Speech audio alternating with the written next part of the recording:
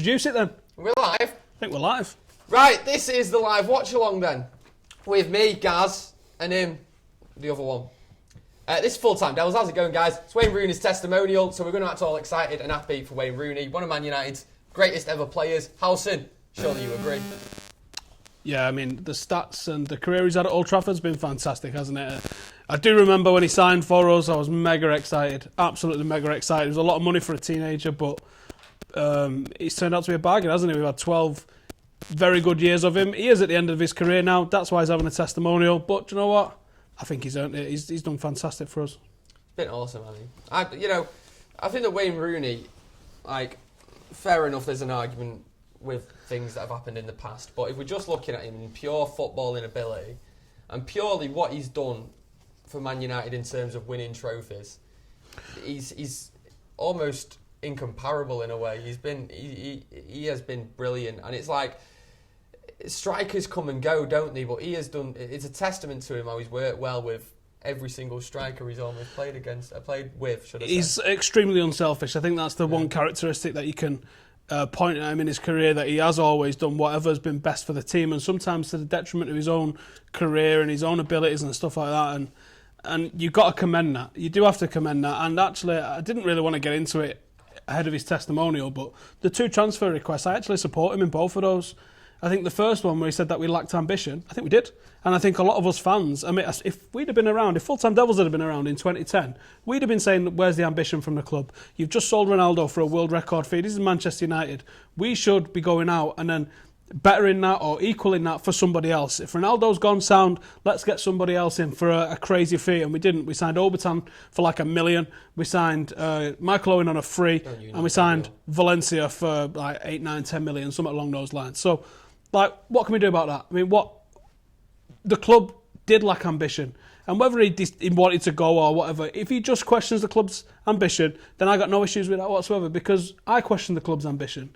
The second one, under Moyes, or under Moyes/Fergie, I do think that Fergie was setting him up to move and to be moved on. So he wasn't happy, and Moyes obviously come in and said, actually, I do want you to stay. And he signed a new deal and he stayed. Now, he might have got a bumper paycheck and a bit of a rise out of that. And if he did, then he did. But I'm not asked. That thing doesn't bother me. It's the way he plays. That's what bothers me. And he gives it all on the pitch. I give him that. I've had things to say about him off the pitch. I don't think he's really took the club to heart the way some players have. But on the pitch, he gives 100%. You can't really fault that. Yeah. I suppose you're right. And I mean, you think back then, I'm just watching the game now as well. You think back then to that time when he signed. I'm just laughing at something that's happening off camera. That the day that he signed for Man United, or that time when there was so much hype around him, it was so exciting, wasn't it? And then I remember as a kid, obviously when you're at that age and you see someone who's a kid as well, essentially signing for Man United, you're absolutely buzzing for it. And then I was there at his first game against Fenerbahce. 6-2? He scored a hat-trick. 6-2, he scored a hat-trick. It was absolutely wicked. It was absolutely wicked. I've never seen a debut like that. Unreal. No, I've not. I've never seen a debut like that, especially not Old Trafford anyway. No, the hype was real. And for a few years, he did hit the heights of world class. I'm not sure there's an argument for him being world class at the moment. I think he is of the elite, but world class, not too sure about that. There's a couple of question marks. And I think it's probably because he's been played out of position so many times and he's done the best for the team more often than himself far too many times. And I think that's probably dulled his abilities in certain areas. But do you know what he is? He is a leader.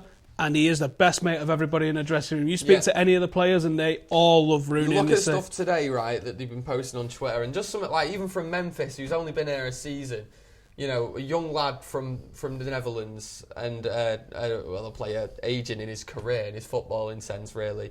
And he put something today and he just put, he's still that same kid, and a picture of Rooney when he was a kid. And I'm like, for him to put that, you must be close to the person you're posting it about. And I just find it that Rooney's obviously completely different background, completely different culture, different age groups, and they've just got on like that. So it is a testament it does seem that he is able to be friendly and get on with everybody at all different age groups of the club. And people do say that all the time, which is a bonus. We're getting a few comments that the audio's not quite right, Chris. We are sorting this. Do not worry. We are sorting this. You're saying phone's off. Mine's over there with him. Mine's on. I'll turn my phone off. Sorry about that, guys. Is the audio okay? Can everyone hear us? Tell us if you can hear us. Has that gone better? Probably. So yeah, I do think there is question marks about Rooney. There is question marks about his status, whether he is a legend or not, because of some of the ways that he's interacted with the fans, arguably because of the transfer requests as well. But do you know what? There isn't a question of his commitment to the club over the last 12 years. They're just showing on BT Sport now the highlights of his debut. What a debut that was. I mean, that was a pretty decent side, that 2004 side. I mean, Ruud van Nistelrooy and Rooney up front. It was unbelievable. And that aggressive, fearless Wayne Rooney, we don't see that no more. And I think that edge of his game has probably been, I mean, look at that, three wonderful goals. You knew as soon as he stepped up for that free kick as well. You just knew. Unbelievable. On a hat-trick, on your debut. Yeah. You're like, there's no way he's missing this. No way he's missing this. Yeah, I guess. Do you think that the sort of the change in his game, you say that we don't see that same Wayne Rooney anymore, do you reckon that's because certain things that were considered negative about him, like, you know, his sort of aggression, his anger on the pitch, that he can let that get the best of him sometimes, and the way that's been drummed out of him as the years have gone on, thinking that it's a good thing to drum it out of him, do you reckon that's actually turned out to spoil his own style of football? Who knows? And hindsight's 2020. You can say, I should have stayed as aggressive as he was, but you could also say if he had stayed as aggressive as he was and he'd ended up with the amount of red cards that maybe like Cantona did or Keane did, then you could have said it was a bad thing. But you know what? It didn't do bad for those two players, did it? No, exactly. I do think that you can live with a team that's touching boiling over the edge occasionally, and Roy Keane and Cantona embody that for me, that they play to win so hard that occasionally that boils over and they get sent off. I mean, what's one of everyone's favourite derby moments is when Roy Keane went through Alf-Inge. That's the thing, innit? Just and things do you know like what? that. Does anyone hold it against Roy Keane? Nope. No. More likely to see it on a poster than you are someone slagging him off for it. Unbelievable challenge. And if someone were to slag him off for it, you'd just be like, shut up. Yeah. Football's not the sport for you, clearly. Go watch tennis. I think maybe we shouldn't have calmed him down and this, that and the other, but do you know what? Who knows? He could have gone completely the other way. He might have gone Gazarish. He might have Joey Barton. Yeah, he could have gone completely the other way with it. So who knows? What we've got is we've got a player that's on the brink of breaking Bobby Charlton's record. Whether I want that or don't want that is irrelevant. The achievement's there, and it's a hell of an achievement to be consistently getting, on average, 20 plus goals over 12 seasons. You can't argue with that at all. I mean, he's done what he's done, and whether or not this is his last season and he goes off to the MLS, to China, or maybe back to Everton, who knows? But he has made his mark on his club. That's without a shadow of a doubt. What's all this about having testimonials when a player's not even retiring? Well, it used to be that you got your testimonial on your 10th anniversary of being at the club. I remember Brian Robson's in, I want to say it was about 91, 92, something along those lines. It was still the Adidas Sharp kit. It was before we went to the Umbro kit. So I don't know at what period that was, but we played Celtic in it. I remember that. I can remember a few other testimonials, and you got them on your 10th anniversary, and that was obviously to give you a bit of a bung because you to go and buy your pub with or whatever. Yeah, exactly. Well, yeah, exactly. But and nowadays, obviously, all this is going to all the charities that you can see on the board behind him. There, he's got the NSPCC, the Manchester United Foundation, Alder Hay, which I know he donates a hell of a lot to. Clare House, he gives a lot of money. Exactly. He does a lot of things for all them charities. He's had a lot of things happen to his family, and he really well. They're getting a payday out of this, which is a fantastic thing. When's all of them charities going to get the multi-millions that they're going to get? No, exactly. Today? Bang on. That's fantastic. If he was keeping the cash, he'd be like, but that doesn't happen really in the modern game. Exactly. I don't remember what Scholes donated is to. I can't remember what Scholes donated to Rooney. We've got an awesome giveaway for you, and it's time critical. So keep the stream on, open a new tab, and go and hit this for me. Get on it. Get on it now. FullTimeDEVIls.com. The latest article on there is, I think it's win Manchester United Community Shield tickets, and that's thanks to Better Play UK and their partners McDonald's. This is a grassroots football project, Better Play UK, and all you have to do is go to the article on our website, FullTimeDEVIls.com, and find that article and comment on that article. It uses Facebook comments. Unfortunately, it's only open to everybody in the UK. So if you're not in the UK and you can't get to Wembley on Sunday, then you can't enter, I'm afraid. Well, I suppose you can enter, but you can't win. So get over to that, FullTimeDEVIls.com, find the article that says win Community Shield, Manchester United versus Leicester tickets. Comment in there what you think the latest goal will be scored. So if you think we're going to score in the 90th minute, comment 90. I'll give you a clue though, people have already commented the 90th minute. So Get in there, find a minute that you think we're going to score. If we score in the 5th minute and it's 1-0, you could win. So get it in there, get your comment in there, and we've got 5 pairs, 10 tickets, 5 pairs of tickets to give away. You could be pitch side for the Community Shield, the curtain raiser of the English football season. Also, you know, you can enter 3 times, and it'll be until 10 o'clock tomorrow when we announce it. Right. But you've got to get it in before half time, obviously. You've got to get your final score in before half time, and that is it. Yeah, and you need to let us know. We're going to let you know tonight. You've got to reply by 10 in the morning, or we're going to give it someone else. Boom. Right, let's talk about the team, shall we? Because this is quite interesting now. It's your testimonial, and usually expecting either a load of kids and maybe some club legends returning, something daft like that. I expected to see Duncan Ferguson and Kevin Campbell play. Yeah, well, I really did. Just something daft like that you expect. But with United's pre-season tour being interrupted a little bit by the weather in China, and maybe we need to get games for actual first-team players, we've actually put out a pretty darn strong lineup. Want to go for it, Alison? Yeah, I'll read the team out. And Mourinho's actually said that he wants his players to treat this as an important game. And I think for the reasons you just said, we lost the 90 minutes against City. We've still got the curtain raiser against Leicester, which you can be part of if you enter the competition. Competition, he loves it. So he is treating this, and I expected a team very similar to this. I think the only change, there's 2 changes. Lingard and Carrick in for Mkhitaryan and Schneiderlin. That is the only 2 changes that I can notice, just having a look at it. But I'll read the team out. David De Gea in net, Valencia, Bailey, Blind and Shaw. So that's the back 4 we saw at weekend. It looked all right, apart from its set pieces. Carrick and Herrera, I think that's much more like what we could start the season with. I think that sort of Herrera is going to be the backup to Paul Pogba, in my opinion. As sort of the box-to-box type. I agree, holding yeah. I midfielder. do think Paul Pogba, should he sign? I mean, there's been no rumours of us signing him, so I don't know where you think that's coming from. Yeah, okay. But if we managed to pull that signing off without anyone knowing about it, then I think, Pogba probably would come in. And alongside Carrick, I really like the idea of Pogba alongside Carrick. Settle him down a little bit and allow him to go and do what he wants. Carrick's like, don't worry, I got this, you go. And Maybe. I think Carrick would be very good at that. I mean, there are loads of players that I've not really been impressed with over the last few years, but it's sort of like, is that just indicative of the managers that we've had? And Michael Carrick is one of them. Wayne Rooney is another one of them, funnily enough. And I feel like maybe Jose could revitalise them a little bit, and like you say, alongside Paul Pogba. Forward 3 of Lingard, Rooney, Marshall with Ibra up front. So I'll go through that again. De Gea, Valencia, Bailey, Blind, Shaw. Luke Shaw, I'm buzzing to have back. Oh, it's mint, Luke Shaw mate. is like a new starting again as well. Fantastic. Carrick and Herrera. Pizzas are here. Pizzas are here! Do the team, Lingard, Do the team. Rooney, Marshall and Ibrahimovic. Gotta love that, haven't you? Buzzing. And then the bench is basically everyone else.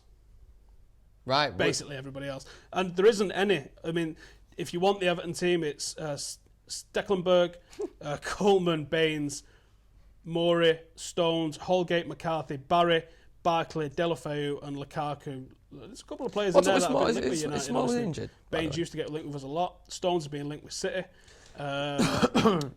Barkley's a bit of a player sometimes. Can turn it on, can turn it off. Lukaku, you know my feelings on. I think he's a cracking player. Gibson on the bench there, returning. Cleverly returning as well. Old Spanish Tom. So this is a strong lineup from both sides. I think both sides will be treating this as the final bit of preparation ahead of the start of the season. And we shall see. By the way, if you click like on this video, then a slice of pizza that we're holding in a second will appear magically in your hand. So check that out. And, see what happens. That's an amazing new feature. In fact, if you click like, it'll appear in my hand. Check this out. Go on. Ready? Ready? That's your cue, pizza man. That's your cue. Give me the fucking food. Right, what have we gone for from famous from unbranded pizza company, pub game style pizza company? Pizza. Just nudge it across to me. No, don't get it on camera. There she goes. Is there no brand? Oh, there's brand in there. Right, this is perfect. This watching football with a pizza. Happy days. Told you. Happy days. Told you it'd happen. But the game, I'm actually, it's the first game before our season starts now. This is sort of last chance. I still treat the Charity Shield a little bit like a warm-up game, because let's face it, it's not a real game, is it? It's a pre-season friendly at Wembley. It's a nice day out. I no disagree, one gets mate. hung up on it. I disagree. Obviously, it's nowhere near as important as a league game, but it's still I still class it as an important game. I do.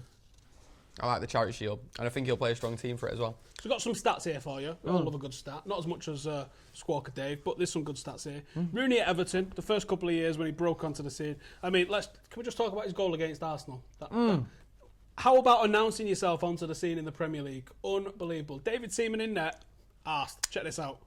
Fit goal. Unbelievable goal. First goal, wasn't it? Second youngest player to ever play for the club behind Joe Royle. So Joe Royle must have been proper 16 then. Like double young. Obviously, I'm not up on my Everton history, so I don't know about that. His goal against Arsenal, the 19th of October 2012, he became the youngest player to score in the Premier League since been broken. He's broken loads of records, mate. And he's going to do it again. 77 games, 17 goals, which actually isn't a great return across 2 seasons. No, I know. 17 goals, but he's a young kid, wasn't he? For a 16, 17-year-old kid. There's one more record for him to break. When is he going to break it? Well, give me the stats. We got the stats on that. He's a few off it, actually. What, were you 5 off it? He's 4, 5 to break it. Right. He's 4 behind. When are you going to do it? In a derby. I would love that. I'm saying, I don't know, to be honest. Like, I can't predict because Mourinho's going to play him as a number 10, isn't he? He is going to play him as a number 10, but I actually think he's best playing as a number 10, facing the goal rather than with his back to goal, because I think what's Rooney's attributes? He's got half a decent range of passing. He's not Paul Scholes. Just because he pings them out to the wings doesn't make him Paul Scholes. But he does have half a decent range of passing. He does have an eye for a through ball, and I think one of the best assets is his long range shot. So let him hit the long range shots. And if they're in a rebound, you're going to get a striker in the box who's going to do them. So, if you want to join us on Skype, it's FTDevils. Yep, correct. Add us as a contact. Add us as a contact. Give us a bell. And we'll get you on and you can talk to Gaz. I don't want to talk to you. You're so ignorant, you, today. He's in one of his moods. I've got pizza all down me. Right, let's go to the comments and let's see what y'all are saying. There was a question I saw earlier, and I wasn't ignoring you, mate. It's just that we wasn't ready to come to the comments yet. Do I think giving him the captaincy... Ooh, good question. Do you think giving him the captaincy... I can't remember your name, mate, but I did see it, and I thought I'll ask that when we get to the comments.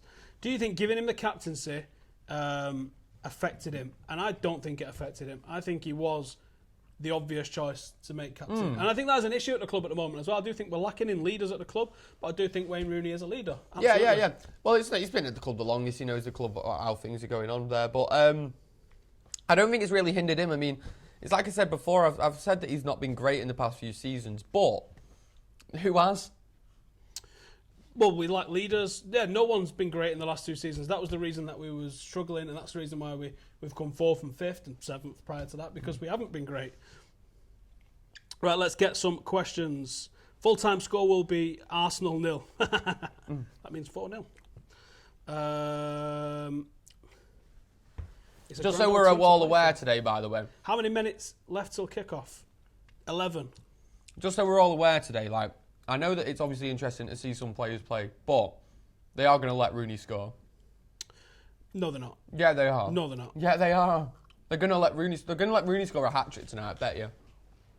No, they're not. Mate, when Jamie Carragher, and I hate to bring up Liverpool players, but when Liverpool had Jamie Carragher's testimonial, they played Everton.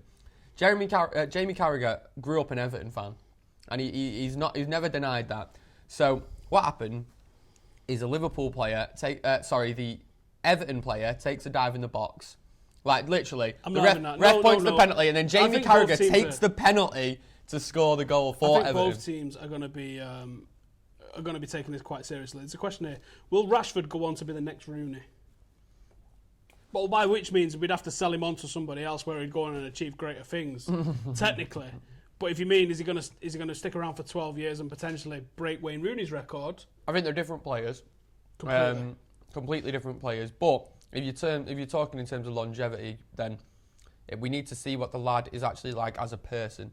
Now, at the minute, from what I've seen, he seems like just a shy lad who just wants to kick balls in nets, and that's the best attitude to have. But we're just going to have to see as the years go on. You never know what's going to happen. He might fall out with a manager, anything like that. But if he keeps performing like he was last season, then I don't see why United would ever want to let him go.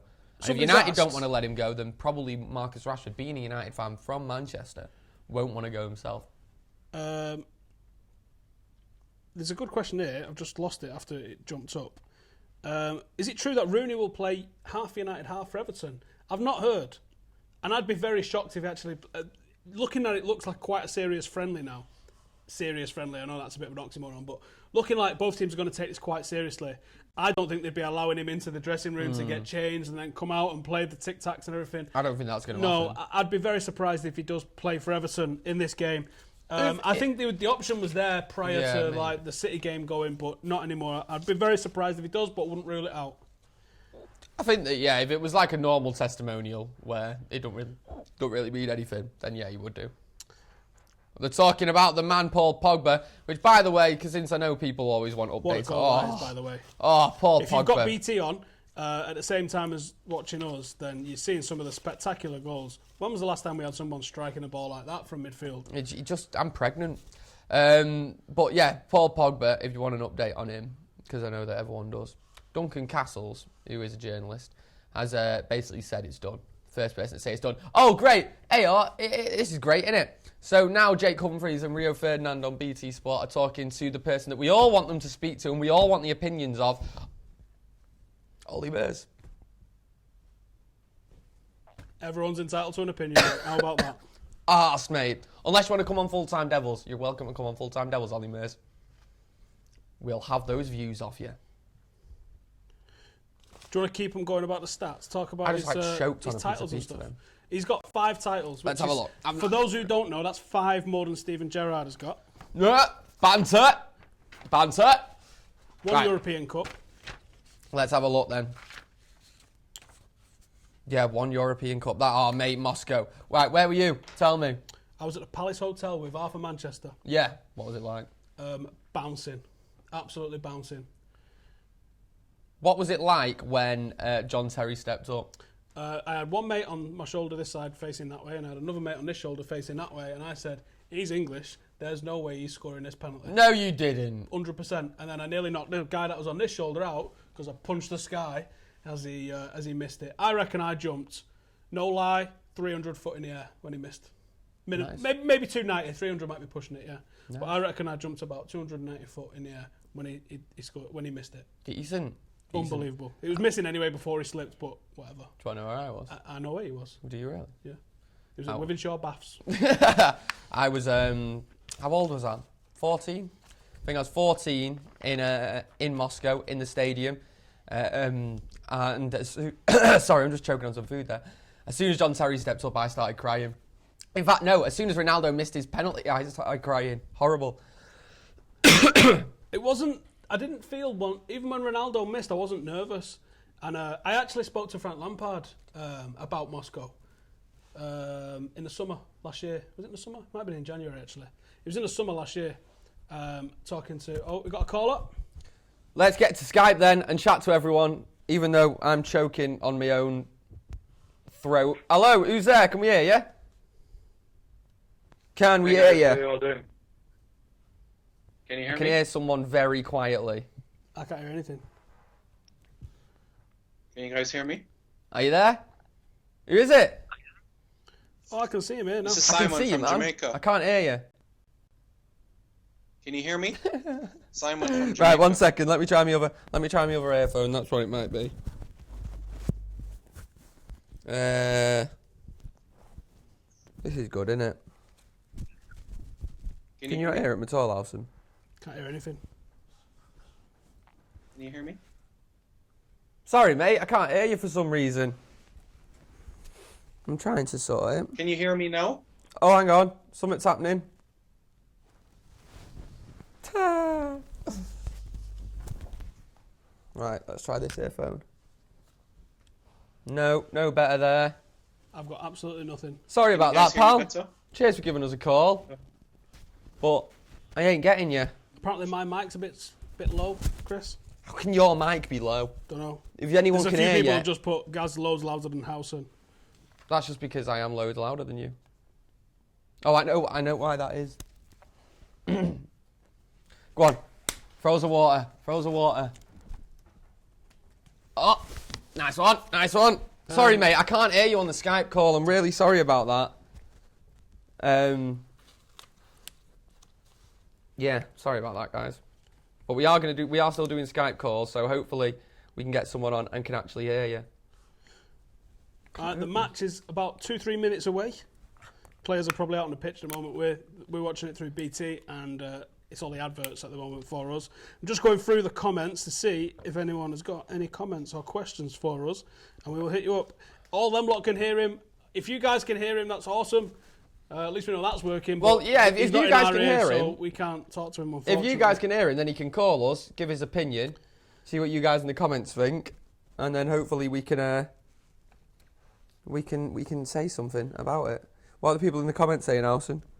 They're asking, are we doing it every game? At the moment, we don't know. We don't know. We may do it. We think we are doing.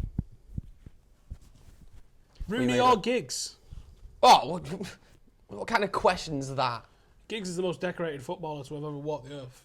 It's got to be Giggs. It's Giggs, mate. Just throw this around your head. 13 titles. Exactly. 13 exactly. titles. It's mind-boggling. How many people don't even see the team win 13 titles in their lifetime, let alone one player at one club? How many teams don't see their team win a title? It's crazy. How many years will Pogba be a United player, says Nidge? 5. 4, in 4 fact. or 5, 4. yeah, probably one contract, I reckon. I'd be amazed if he retired here, but stranger things have happened. Stranger things have happened. But I don't think he's the type of guy who's going to come for long. I think he's going to be one of them. Comes United, goes somewhere like Real Madrid, Barca, something like that. Becomes a footballing icon, but not necessarily a Man United legend. Which is nothing. There's nothing wrong with that. Some players just want to be footballing icons. And they're in the great. tunnel now. The lads are in the tunnel now on the way out. No, there's absolutely nothing wrong with it whatsoever. But it would be nice to think that if we did become successful again, winning Champions Leagues, getting to the final of Champions Leagues, that we could retain players. Because that's what annoys me. We talk the talk that we're the biggest club in the world, but we don't often act like it, especially off the pitch. It'd be nice to think that if we got to a level, I mean, it didn't stop Ronaldo going, to back-to-back Champions League finals, current world and European champions, guy still bounced. But I would like to think that if we did have that sort of run again, that we could retain whoever we wanted to, really. I don't think it's even that either. I think that like some of the teams around the world that are still winning titles and stuff like that, players still just want to leave because nothing wrong with it, really.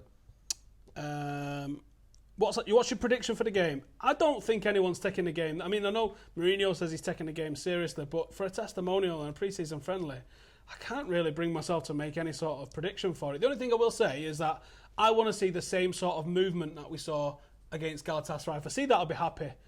Unlikely to keep a clean sheet because it's a testimonial and it's just the nature of testimonials and friendlies. But if we see the sort of football that we saw for Zlatan's goal, especially, because I thought Zlatan's goal was the best goal, the ball from Blind, a little bit of movement from Zlatan, he plays it out wide, Valencia gets down the wing, he puts the ball in the box. That is football. That's how I remember United in the 90s. Yeah.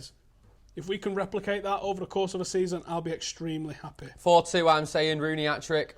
Scholes or Giggs talent-wise? You can't make me pick. That's like having two kids and going, which one do you want to punch in the face? Natural talent, Scholes. Yeah, but Ryan Giggs, the way he went past people, that's pretty natural as well. I think, I don't know. I think Scholes just was a genius. You can't ask us to pick between those. That's ridiculous. There was one for Gaz there. I can't read that out. What was the beef with Gaz on Twitter that led to his Twitter resignation? What, between me and Gaz? No. Right, let me put this right. So, I was on the BBC earlier on today and said, Gaz, do you mind giving some thoughts on Wayne Rooney? I was like, yeah, sure. Pour the water on your head, Gaz. This just in, if Rooney gets a hat-trick, Gaz has said he's going to dunk the water on his own. I will do that. No, I will actually do that. Keep anyway, so, yeah. I like Wayne Rooney. Think he's one of the best players I've ever watched play. Don't class him as a United legend because I don't really forgive him for the 2 transfer requests. All that malarkey. Don't think he embraced the fans as well as he could have. But he's one of the best players I have ever seen play. And he's provided me with some of my best ever footballing memories. But, obviously, some people only take the negatives. If we lose, Manchester City fans will take the game more seriously than their own Champions League final. Of course they will. There'll be more City fans tuning in for this than tuned in for their own Champions League semi-final. Why are they sat there? Well, what's going on here? Why are why are we not allowed to sit in the dugout? What's going on? I don't know, maybe we're having new seats put in. That's very odd, wasn't it? Very odd indeed. Wazza with his kids. Is the game starting? Yes, the game is just starting. What are Wazza's kids called? Who would you buy, Pele or Maradona? Maradona. Are they available? I know the transfer window's open to the end of the month, but I'm not sure either of those could do a job anymore. I went to watch Soccer Aid a few years ago. Maradona played and he looked like my nan. Looked like my nan, genuinely. Why does Gaz get to eat and you don't? I'm just not eating it just yet because I'm going to ruin it as soon as it's cold enough. Because too hot pizza, I don't want to be sitting here on camera going, ha, ha, ha. That's why. I'm going to smash it in a minute. We're on different pizzas, by the way. Why are you showing your middle finger behind the papers? What's our formation? I think it's 4-2-3-1. Yeah, do you think that's what it's going to be the whole season then? Because I was thinking this the other day. The under-21s last night played 4-3-3. But I've spoken to a Chelsea fan on Twitter today who told me that last season their under-21s played 3 at the back. So it seems that Mourinho's not that arsed whether the under-21s copy the first team style of play. But that's new to me because throughout my time of watching the academies and stuff at United, they've always played the same as the first team, so they're ready to step up. Maybe that's just something Mourinho isn't overly bothered about. But I would like to see United move to a 4-3-3. Rooney's a tier below legend, more of an icon. That's it. I mean, it's such a hard thing to... If I was to say... I mean, I've had this conversation with my dad so many times. If I was to say United have got one legend, then you go, it's Bobby Charlton. The guy's won a European Cup. Is he nicking my pizza? He's nicking your pizza, mate. He's won a European Cup, he's won a World Cup, he's won a Ballon d'Or, he was England's record scorer, he was United's record scorer. If that's not the definition of legend, I don't know what is. And then he goes, what about George Best? And you go, all right, yeah, George Best's a legend as well. He goes, what about Giggs? You go, yeah, Giggs is a legend. And you go, and eventually you end up with like 90 legends, but legends should be this really sacred, hard to reach thing. You know, if you want to have a Hall of Fame and go All-American on it, yeah, go All-American on it, have a Hall of Fame. Rooney's 100% in the Hall of Fame. But a legendary player, you're supposed to speak about in mythical terms. That's George Best, that's Duncan Edwards, that's Bobby Charlton. There's never going to be a statue of Wayne Rooney anywhere near Old Trafford. It would get torn down. But shouldn't there be a statue of Ryan Giggs? What Giggs and Scholes and arguably Neville, maybe the whole class of 92 boys, maybe if we do build this rumoured academy stadium that outside it, and maybe we should call it the Jimmy Murphy Stadium, maybe we should call it the Eric Harrison Stadium, or at least have an Eric Harrison stand in recognition of what them two guys have done in bringing through the famous Busby Babes and the famous class of 92. It might have been the Busby Babes and the Fergie Fledglings, but without Jimmy Murphy and Eric Harrison, you don't even hear of these lads. Yeah, of course not, no. So geniuses, right? If we do have a stadium that's named after those, or that we have a youth academy stadium, you know, an 8,000-9,000 all-seater stadium like the Boot Camp have got, mini stadium, then I do think that that's something that we should look into having. And outside it, what better than, you know, maybe some sort of tribute to the Babes, some sort of tribute to the class of 92. This is the pinnacle of what you're supposed to be achieving. Now also, if you go to Carrington, there's a list of all the academy graduates on the boards outside at Carrington. There's one thing, and the players are saying that every single day, but I think something, you know, bronze and really in your face, and it's another attraction for people coming around the ground as well, if they built it on the same place here. The game has kicked off then. United going straight for... Zlatan instantly getting a crossing inside 20 seconds. Sorry, let's get back into the comments. Good question. If there was a question. I don't know if there was a question. This is my first time watching United live throughout the whole pre-season. Gabriel Jesus. Right, can we just get this one right? Right. We didn't bid for him, was the word. Well, we spoke about him on FullTimeDEVIls. This is what the media are going to do. This is what the media are going to do all summer. Every time City buy a player, or United buy a player, they're going to say that the other team were interested because they're trying to big up the Mourinho, Guardiola, Manchester Derby rivalry. Howson, are you disappointed that Ashley Young is not starting? I can't lie to you. No, I am not. How much would Rooney sell for? Now? Well, there was rumour that he was going to be going to China, and if you look at what Hulk's gone for, theoretically they should go for a similar sort of price as Hulk, I would have thought. He's been playing at a higher level than Hulk, arguably a better player than Hulk still. Class play from Lingard and, there. You know, the money that China are buying players for is mental, isn't it? So I don't know. Ball gone in. Carrick with a flick on. Do you think under Mourinho we might have actually some half-decent set pieces? Mate, we've never been able to take I can't remember the last time we put a decent corner in. I think it was when Beckham was here. We have never been able to take corners since then. In my real memory of watching football, I can't remember United having a good corner taker. When Nani used to take them, that was the obviously worst. David Beckham. We've not had a good corner taker since David Beckham. Hello, I'm Georgian. Hello. Hello, Can Raphael. I hear you? I'm trying to see if I can hear someone on Skype. I can't hear anything. Right, let me put my other one in. Oh, I'm hearing very, very slightly. Like as if there's a bad connection. Hello, who's there? I can hear you. England How's it might going, be big, Jamie? so- You okay, mate? I've got nothing. How's things? Win later. Oh, brilliant, mate. Are you watching it now? Yeah.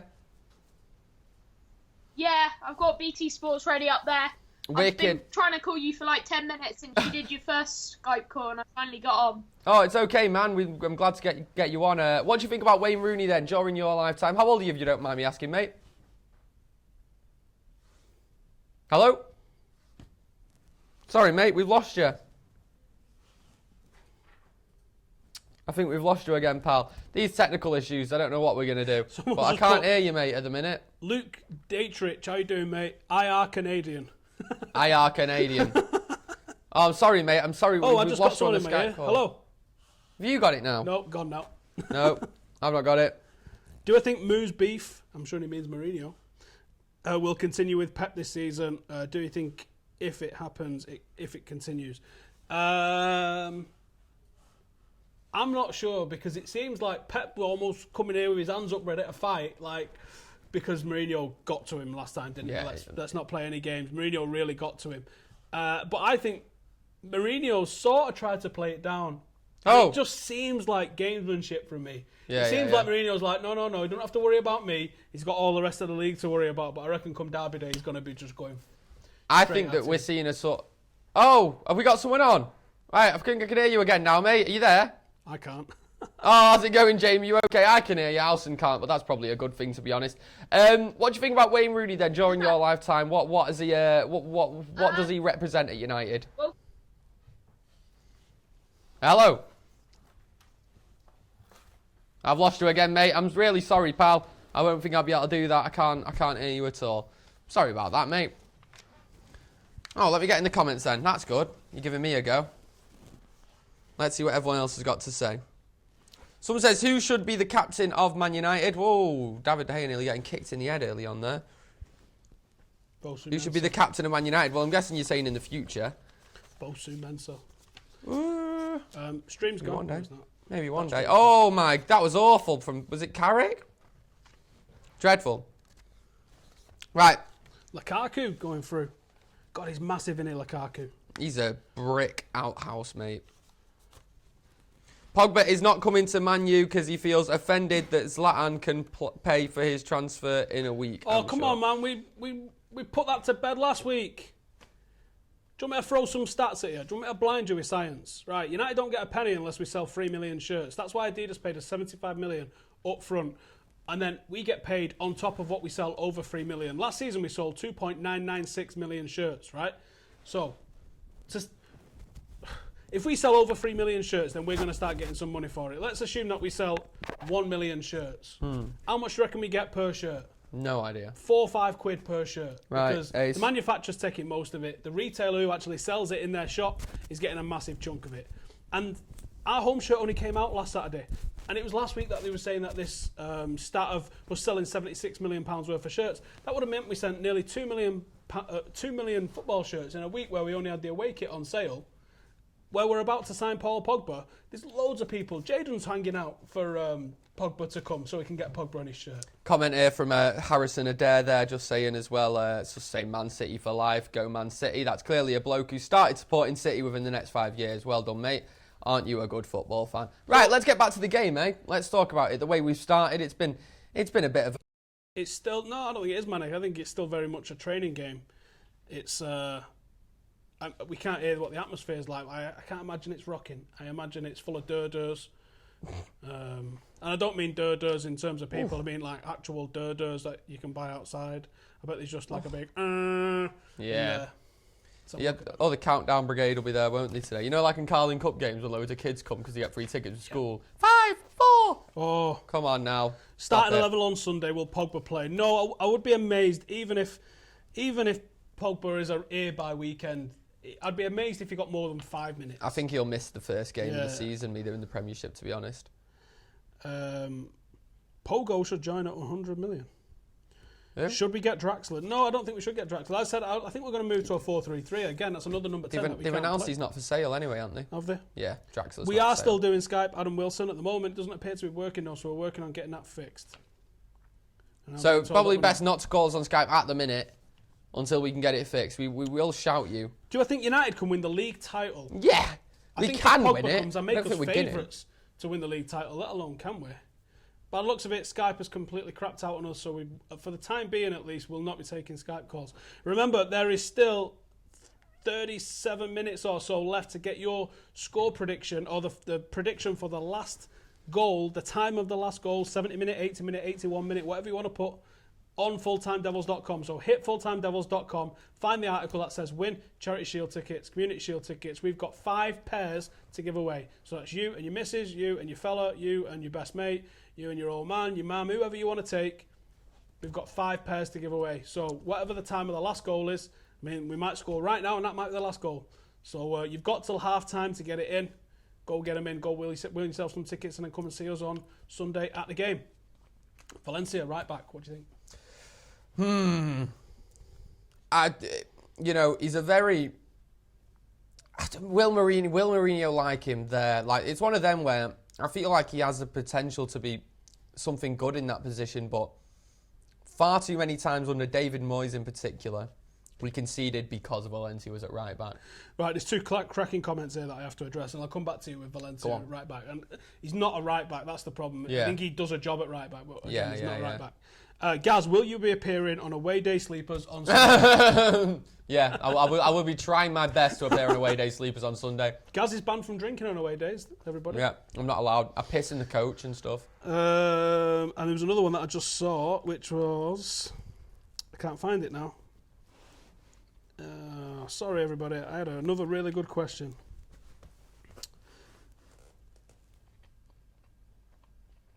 What do I think of Memphis pre-season? I thought he looked bright when he came on against Galatasaray. Yeah, but I don't know. I don't know whether we can judge too much from pre-season because he was awful against Wigan. Awful.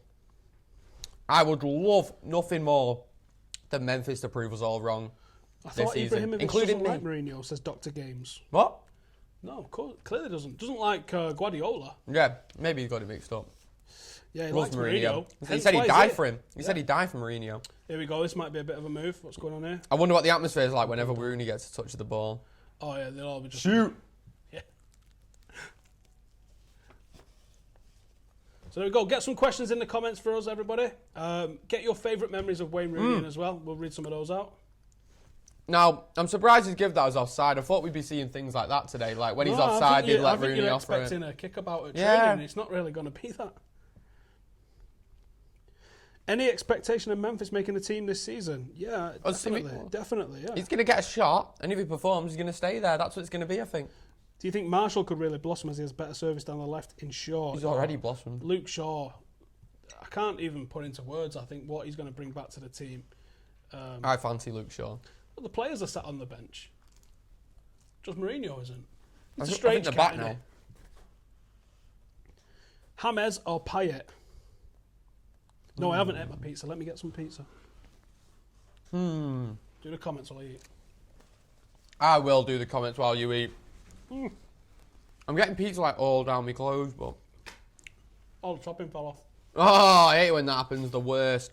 You're wearing a white shirt as well. So are you? No, I'm not. I'm wearing a white jacket. So they said Rashford for the Ballon d'Or alongside Marshall on the shortlist. If Marshall wins the Ballon d'Or, that's my favourite thing about this the signing of Marshall, right? People said, so a City fan the other day on Twitter, and he's saying, like, you paid 60 million for Marshall. I'm like, no, that's only if he wins the Ballon d'Or. Yeah, has he won a Ballon d'Or yet? And then they're like, still too much. And I'm like, no, if he wins the Ballon d'Or, then he's the best player in the world and would be fully worth the 60 million. Yeah, it'd be a bargain. 60 million for any player that wins the Ballon d'Or in today's market, when they've just paid how much for Sterling and how much for De Bruyne. I don't think Sterling's going to be winning a Ballon d'Or anytime soon. Shay says, are you going Wembley, Gaz? I am. You're going Wembley, aren't you? Yes, mate. Yes. Are we getting there? Getting the We're train? on the train. Yes. Away. Oh, yeah. Cans on the train. Push. Nice. You Sorry. just left me hanging. Sorry, mate. Left me hanging. I didn't see you. Sorry. Why don't these goofballs answer? That's irony, really, because I just answered, sort of. We will answer. I like the We're way trying- Lingard's there's a moving few right across the comments. pitch here. Someone says... There's a lot of comments. It's not easy to Yeah. get every single one. We do try. And if you're a dick in the comments, we ain't reading them out. How's that? I will. I just nearly said something bad then. I nearly said something that was going to get vined to out. Right. Back on the game then. Well, it's quicker passing, isn't it? You can see that we're trying to pass it a little bit quicker. The chemistry's just not there yet, is it? And it's mad to expect that the chemistry's going to be there with a new manager, with a new system, with new players in the key areas as well. Like, it's almost like a race to get everybody on the same page because there's so many teams in the same position. That's why there's no excuse if Arsene Wenger and his team doesn't start like a rocket, and them and Spurs, because they should be the most settled out of all of the top sides. So if they don't start like a rocket, they're going to fall away, because once the likes of Chelsea and City and United start to get what the new manager wants from them, I expect those three teams to emerge and rise to the top. But if Arsenal and Spurs don't set a decent pace, I think they'll quickly fall off. Someone says, did you hear about Dybala taking Pogba's number 10 top? That was a picture that was circulating today. I'm not sure, when these things happen, don't they? Yesterday it was circulated, and I went straight onto the Juventus site, and it had Pogba as number 10 as a drop down. But today it has appeared in the shops by the looks of things, and it does look like it's legit. But it doesn't mean anything. It doesn't. When Zlatan was given the number 9, everyone was like, oh, so Marshall's getting sold, then he's obviously going to Arsenal. No, he's got a new number. Maybe he's not happy about that new number, but I don't know. Maybe Pogba, if he isn't leaving Juventus, and I do expect him to leave Juventus, maybe he's getting a new number. It doesn't mean anything. Stop reading too much into every little detail that comes out. Do you know what you should be listening to? You know what? The journalists that are saying, oh, it's happening. We shouldn't be saying even that, because I think that now United fans, including me, to be fair, is just getting fed up and just wants it announced ASAP. So it's natural to look into things too much. But I cannot wait till United tweet it with a picture of Pogba in the United shirt, because it's happening. I can tell you that it's happening. Not saying that like I've got any inside sources, but based on every journalist. That's the difference. There's some people that pretend that they've got sources. You're just looking at it and going, here's all the evidence that appears to be out there, and in my estimation, it looks like it's on. I'm exactly the same. Nobody's told me. No sources, not a journalist. I'm just a bloke who goes to watch United. There is one United player going around telling everyone it's happening, though. Who's playing tonight? I'm not saying any more than that. Right. Here's a good one. Which duo is more... Oh, you've missed out half that comment. He said, which duo is more dangerous, Rooney and Ronaldo or Zlatan? And I'm guessing you're going to say Rooney? Zlatan and Rooney? Well, Ronaldo's like the best player to ever play for... No, probably the best player ever to play for Man United, really, but one of the best players to ever play for Man United. Rooney actually picked him as his best player he's ever played with. I think... Which leads us on nicely. Oh, look at that. Look, what a segue that was. Which leads us on nicely. I've been thinking about the perfect Wayne Rooney team, like the perfect 11. We mean McCullough. Yeah, the perfect 11 of players that Wayne Rooney's played with. So we're going to show you this one. You've got it there, aren't you? I got no argument with There's that. no argument. I got no argument with that. This is the team. If anyone disagrees, there's a potential for swapping out the goalkeeper. Right. Well, I'm going to get everyone's comments in this. Everyone, get in the comments now your best 11 that Wayne Rooney has ever played with. Tell me now. Right. What have you got? What McCullough went with, and me and Gaz got the paper and went, yep, I'm happy with that. It's 4-2-3-1, which most of these didn't really play in. However, doesn't really matter. 4-2-3-1. Van der Sar is the keeper. I think that's where the argument is. Yeah. Because De Gea is making the case that he is probably one of the best goalkeepers in the world right now. Van der Sar won the Champions League, so at the minute. And saved the penalty to win the Champions League as exactly. well. So Van der Sar's in net, no argument. Gary Neville, right back, no argument. Vidic and Rio, no argument. Evra, no argument. Keenan Scholes as a midfield too. You can't. I dare you to argue. You can't. Ronaldo on the right. No. Giggs on the left. No. Rooney is number 10. Yeah. Rude up front. There's nothing. Who do you What argue? about the strikers? Van Persie potentially. He never hit the heights of what. Oh yeah, he didn't. But Van Persie, I'd forgive 225 people games, saying that. 185 goals, Yeah, something along that. No, you lines for can't. Rude. You can't. Nope. No, that's it. Like, let's get other people's. What are other people saying? Right, instead of giving us your 11, give us your changes to that, because I think everyone's 11 is going to be very similar to that. Yeah. Give us your changes. Are you changing anything on that? And you better have a bloody good reason for changing anything on that if you've got one. Everyone's just said. Someone read Memphis there has just commented the exact same team. The other side says can't argue. Yeah, I don't think you can argue with that. What a side that is, though. Yeah, What phenomenal. an absolute footballing side that is. How many captains have you got in that side? Oh, mate, don't. Well, Van der Sar could be. Well, one, The whole two, back fours the whole back five. The whole back five are captains. Keano. Scholes wasn't really a captain. Ronaldo. He had Roy Keane next to him. Ronaldo's even been a captain. Ronaldo's just won an international tournament as captain. Of course he has. Giggs is a captain. Van Nistelrooy has been a captain, although I don't think he's got captain characteristics. And then Rooney, who would be the captain of that team? There's only one name for me. It's got to be Keane, hasn't it? It's got to be Roy Keane. Roy Keane is the only captain. Excuse me, in that team. Is there anybody else? Anyone else in there?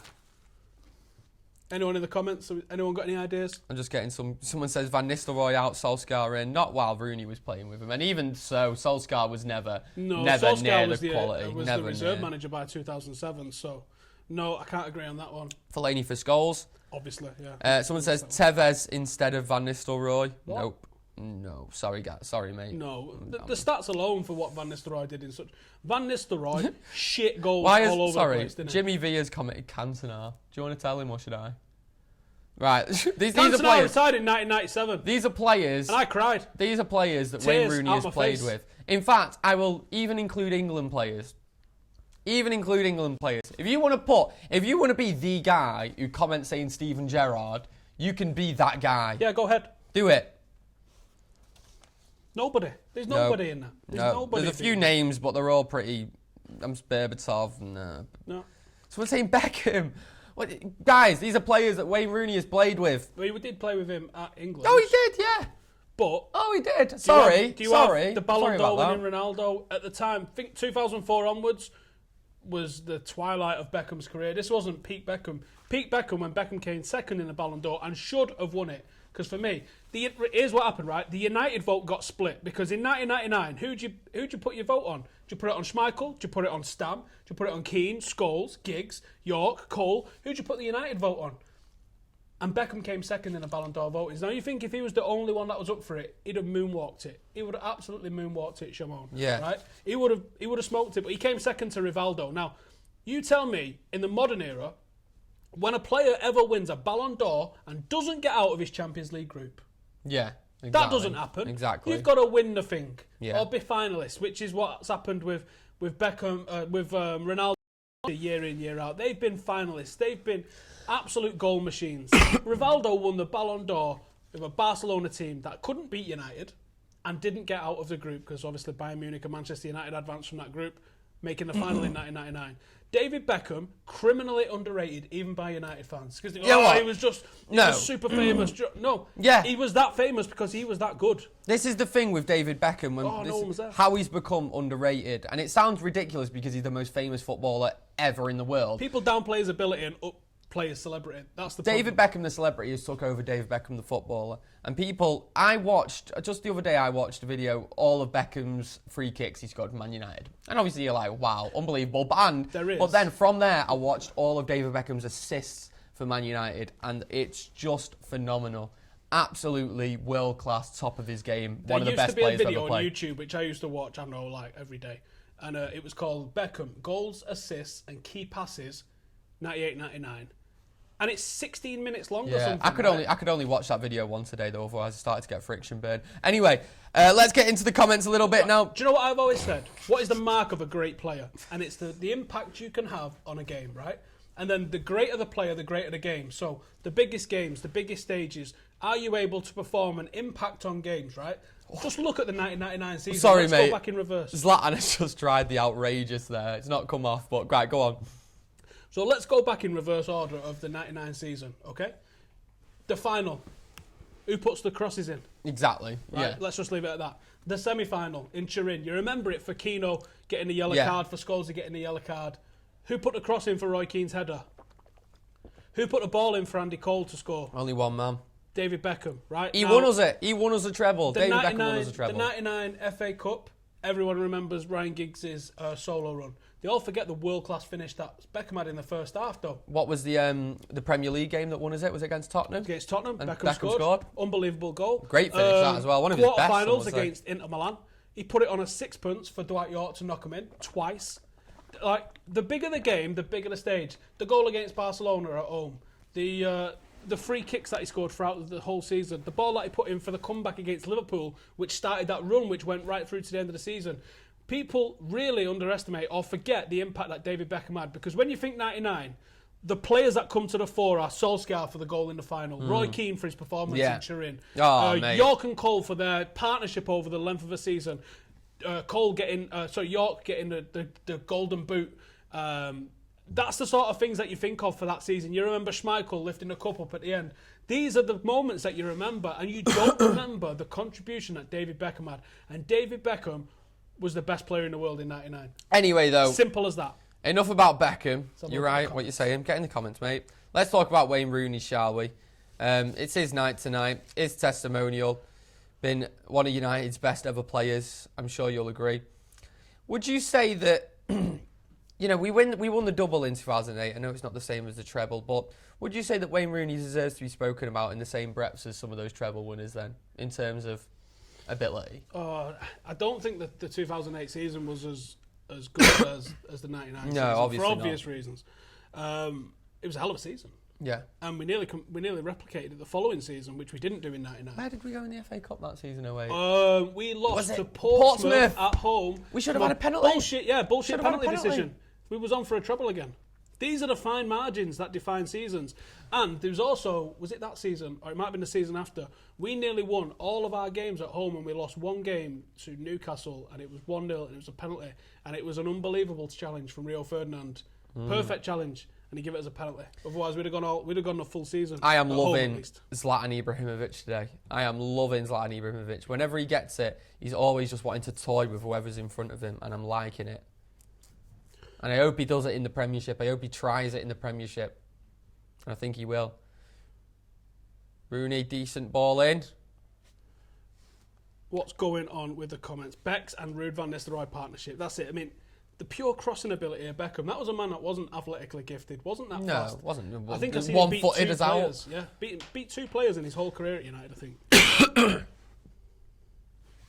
Would you rather have 5 fat Ronaldo or 10 Ronaldinhos?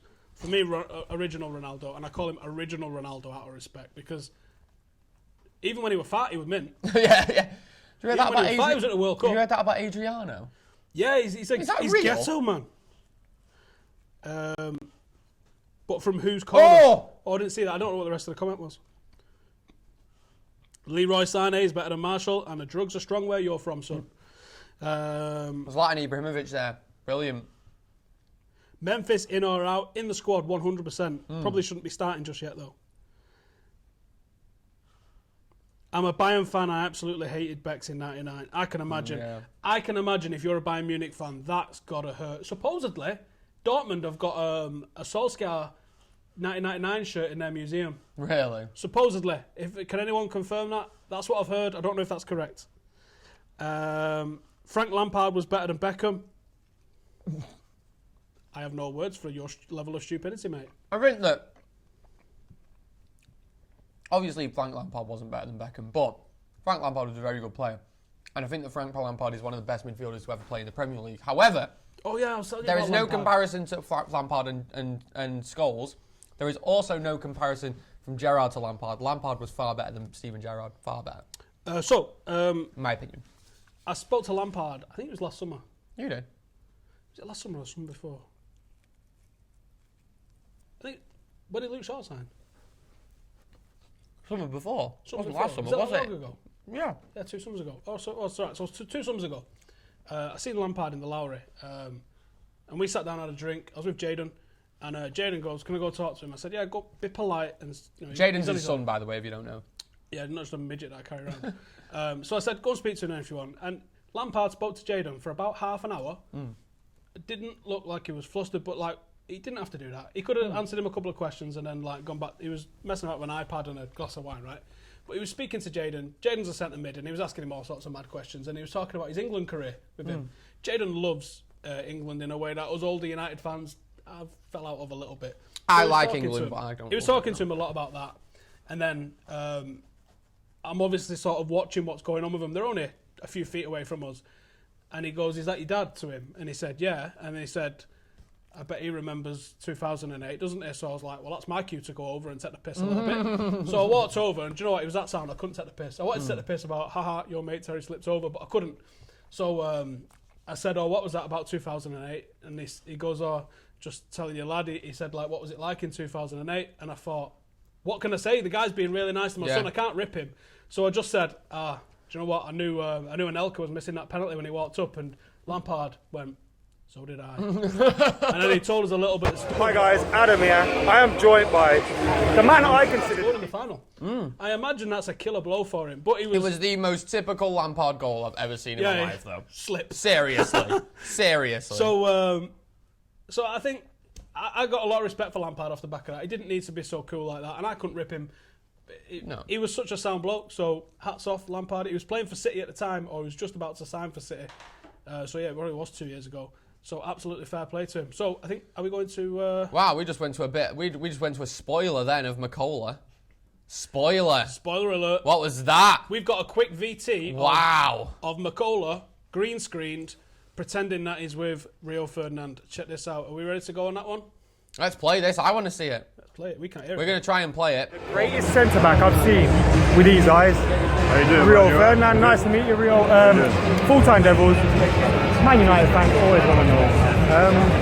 What's your favourite thing when you think of Manchester United? What do you think about? Trophies. Trophies, that's all I think about. That's all I cared about when I was here. Trophies and a great fan base. Wherever you go in the world, whether you're at Old Trafford or you're in Asia, Africa, Europe, anywhere, you've got an unbelievable set of loyal fans who become that 12th man at times. But yeah, more importantly, I came here to win trophies. I didn't come here for other reasons, and I was lucky enough to be able to achieve that. I remember you stood out here with your white shirt, white suit, and we're all thinking, what's going on, Rio? Yeah. But you turned that around and you were absolutely quality. Listen, when you can go out there in a white suit and still pull it off, you know you're doing it. We heard Vidic recently say that he considered joining Liverpool at one time. Yeah. What would you say to Vidic about You that? made the right decision, man. Done the best thing you could have ever done. But no, not only that. Listen, when I was playing, you get clubs that comes here, but it's all about. It doesn't matter who comes to you. It matters what you do, where you go. And luckily, both of us we came here, and we had some unbelievable times on this pitch, man, in this stadium in front of these fans. And so, as I said, it don't matter what could have been. It's what was. And Wayne Rooney, his testimonial today. What's your favourite memory of Wayne Rooney? Maybe one that the people at home won't know about. Just you know what? He's a funny guy, man. Like, he likes to have a bit of banter. He likes to mess about. But not only that, he's a great footballer. Someone who's just got a natural talent of how to play the game, and so. Natural talent. He's a wonderful player to play with. But most importantly, he's a lovely guy as well. Rio, thank you for the memories, man. Absolute legend. Cheers. I remember a few goals there as well. Yeah, well, I banged one in the top corner there against Liverpool. Don't get better than that, does it? I took the goalkeeper's arm off, and I took the roof of the net out one time. It was his last goal under Sir Alex Ferguson. Oh, what more can I say? Rio! Nice one, Rio. Hi guys, Adam. David Moyes there with Big Sam Can't believe Big Sam's the England manager. and Ferdinand Ferguson. So thank you to BT Sport for sorting that out for us. Rio Ferdinand, another Manchester United icon, captain on the night in Moscow. Never forget that. I don't know why he was captain ahead of Rio. I don't know what the score was with that. I've had a Vidic. Yeah, sorry, ahead of Vidic. Yeah, I'm sure someone told me it was something to do with having an English captain in all of our European. Wait a finals. minute, are you sure about that? Yep. Are you sure it wasn't just... I will bet my son on it. That you're right, yeah, you're right, fair enough. Rio Ferdinand was captain in Moscow. Someone told me it was something to do with having an English captain in all our European finals, which I had a quick think of, and I was like, hang on. Yeah, so it was Bobby Charlton, Oh, and then it was Brian Robson. transfer Everton. Good save. But then that's wrong because Schmeichel was captain in '99, I think. So that's not right. Yeah. So I don't know why Rio was captain ahead of Vidic, because Vidic was a club captain at the time, I think. Was that before Vidic was the club captain? Was that not when Neville was injured through the whole be, yeah, could season, have been. and then Rio just got it before they'd actually assessed who to give it to? Could have been. So the game so far today, Wayne Rooney's testimonial against Everton. I've been impressed with the passing, the movement. It's been a lot quicker. Someone say my mic's still knackered. I can hear you. That's all that matters. Thoughts on Big Sam as England manager then? I think it's mint. I think it's the best thing to Hang on, happen I'm to the going to national interrupt you. team. Someone just commented, Gabriel Jesus, right? There's some City fan that's in our comments, obviously clearly obsessed with United. Is that a ball? Oh! Oh, It's a he nearly got penalty! the end of it. Lingard nearly getting the end of it. Right. You've not seen Gabriel Jesus play, for starters. You've not seen him play in England, for starters. Rashford taught you a new one in a derby. Let's just leave it at that, shall we? As you was, Big Sam manager. Yeah, Big Sam, England manager, I think it's the best thing to happen to the national team for ages, right? England have got to stop thinking that they're better than they are. England are not a world-class team. They're not. They're nowhere near the level of a world-class team. So they need a manager who knows how to manage that old semi. I know that maybe the England players are better than the players that Big Sam's usually used to managing, but we can't be playing beautiful football all the time. Sometimes it needs to be lumped up. I'd get Mike Bassett in if it was up for me. Well, we just have got Mike Bassett. Yeah, exactly. Yeah, I got no issues with Big Sam being there. I mean, it's probably a bonus of it being England manager, but It's also hilarious. it's the highest paying job in world football, though. So you should be able to get a decent manager when you're paying. He writes the longest messages. He really does. We just like. You might as well just Chris tell is us. like writing a message here. I can't even read it. Anyway, That's not even a word. it's 0-0. Still, United versus Everton. Yeah, I Nice watched bit of the other defending. stream back and it was all crackly on my end. Nice bit of play there Hashtag just saying. from Bailey. What do we think about Eric Bailey? I mean, I found Mourinho's comments interesting, and they're sort of the comments that I said when he first joined, where maybe he's not quite ready to join the first team or to become to start in the starting 11 every week just yet. And No, Mourinho I kind don't- of said that, didn't he, as well, which is interesting, I thought. I don't think he is just yet. But with Smalling being out with whatever this injury is that he's had, or maybe it's just match fitness, match preparedness, he's sort of jumped the queue a little bit, hasn't he? I mean, he wasn't impressive against Galatasaray, but the jury's out on him, let's say that. And I didn't think we needed to sign more potential players. I wouldn't have minded seeing Tuanzebe give it a shot. I spoke to Roshan at the Salford game, and he's had an operation on his shoulder. That's why he didn't go on a tour. And he's going to be out, he said, for another 6 to 8 weeks. So that's going to impact his season and pre-season. The other good news is that Tyrell Warren's been promoted up into the under-21/23 squad, whatever you were calling it this year, at 17 years old. So you've got two 17-year-old centre-backs in Roshan and Tyrell, now part of the under-23 squad. And the pair of them was massive. I didn't think they were that big. Massive, the pair of them, honestly. Well, I take note when you say it, because I remember we did a preview last season. Midtjylland. Midtjylland preview. And it always makes me laugh, this, because he said, I want to see the likes of Fosu Mensah get a game. And I was like, and Rashford. Did you say Rashford? Yeah. Bloody hell. And I laughed it off. Fosu Mensah, Rashford, Willock and Rothwell was the 4 names. I laughed it off. He says, oh, you said they were crap. I never said that. I laughed it off. I said, it's too early for them, surely. I know that they're young lads. They're very young lads. It's too early for them. Give them a few more years. And then they came in and were astonishing. So, fair play to you. People ask me all the time, who's going to be the ones to break through this year? After my crystal balling last year. It wasn't crystal balling, I was getting told. There you go. So it wasn't I was just getting told. I was also watching these lads and going, they're ready. And I think everybody at the club that does watch the underages knows that those players are ready. When people ask me who's going to be the ones to break through this year, there's only Tuanzebe that I can think would. I don't think 17 is the right age for a centre-half to be coming through, so I'd be shocked if you see Warren or Roshan, despite the fact that I think both of them are mega talented. I think Tuanzebe is the only one who's got a chance because there's no wingers, there's not really any more strikers that are ready. Central midfielders, maybe Sean Goss. Sean Goss plays fantastic. I think Riley looks ready to at least be back up. Borthwick Jackson again, but these are all players that have made their debut really. So what we're looking at now is we're looking at someone else to come in that's not made the debut. The only one I think has got any sort of chance is Tuanzebe. Now, I spoke to a couple of under-18s and they seemed very happy with how was doing in training and stuff like that. And there's a tournament at weekend actually I think it's in Holland, an under-18s so we can see how they're getting on, because I haven't managed to see any of the friendlies for the under-18s, so I don't know how they're playing. Tommy Martin's still the under-18s coach, no changes on that front. I just want to see how they're lining up, because we've made some sort of Galactico style under-18 signings. We pinched Leo Connor from under the noses of Real Madrid. We managed to get Chong over. Who was he at? Where was he at? he was over from Ireland, but Real Madrid was after him. Chelsea was after him, and he joined United. We've got Chong. There's a Swiss lad called Burkhardt, who's a centre forward. There's a lad that we spoke about on Transfer Review 2 weeks ago, and we butchered the name, Buhui, or whatever we was trying to say with it. Oh, hey up. Anthony Marshall's running. Anthony Marshall's running. He's going. Go on, keep it. Pull it back. Oh, what's he trying to do? Oh, come on, no foul. How's it no foul? What? What? That's obstruction. Maybe he's just not going to give a pen for it, is he? No, not in a testimonial. No point, is there? So, as I look at that under-18 squad, there was some talented lads in there last year, but there's a few of them that have been promoted. So the under-18 side, again, is going to be very young. Now, as I understand it, there's 3 forwards in there now. So you've got Barlow, Bowie and Burkhardt. You've got Chong, who's a left winger. I don't know enough about the rest of the setup, especially with the promotion, so I want to get in there and find out who's playing and wrap my head around that. Interesting to see that Tahiv Chong. Where did he come from? Feyenoord? Feyenoord, yeah. Massive big afro.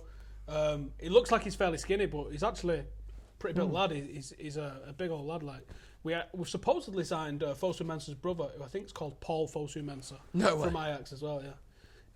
Who's meant to be bigger than Fosu Mensah is.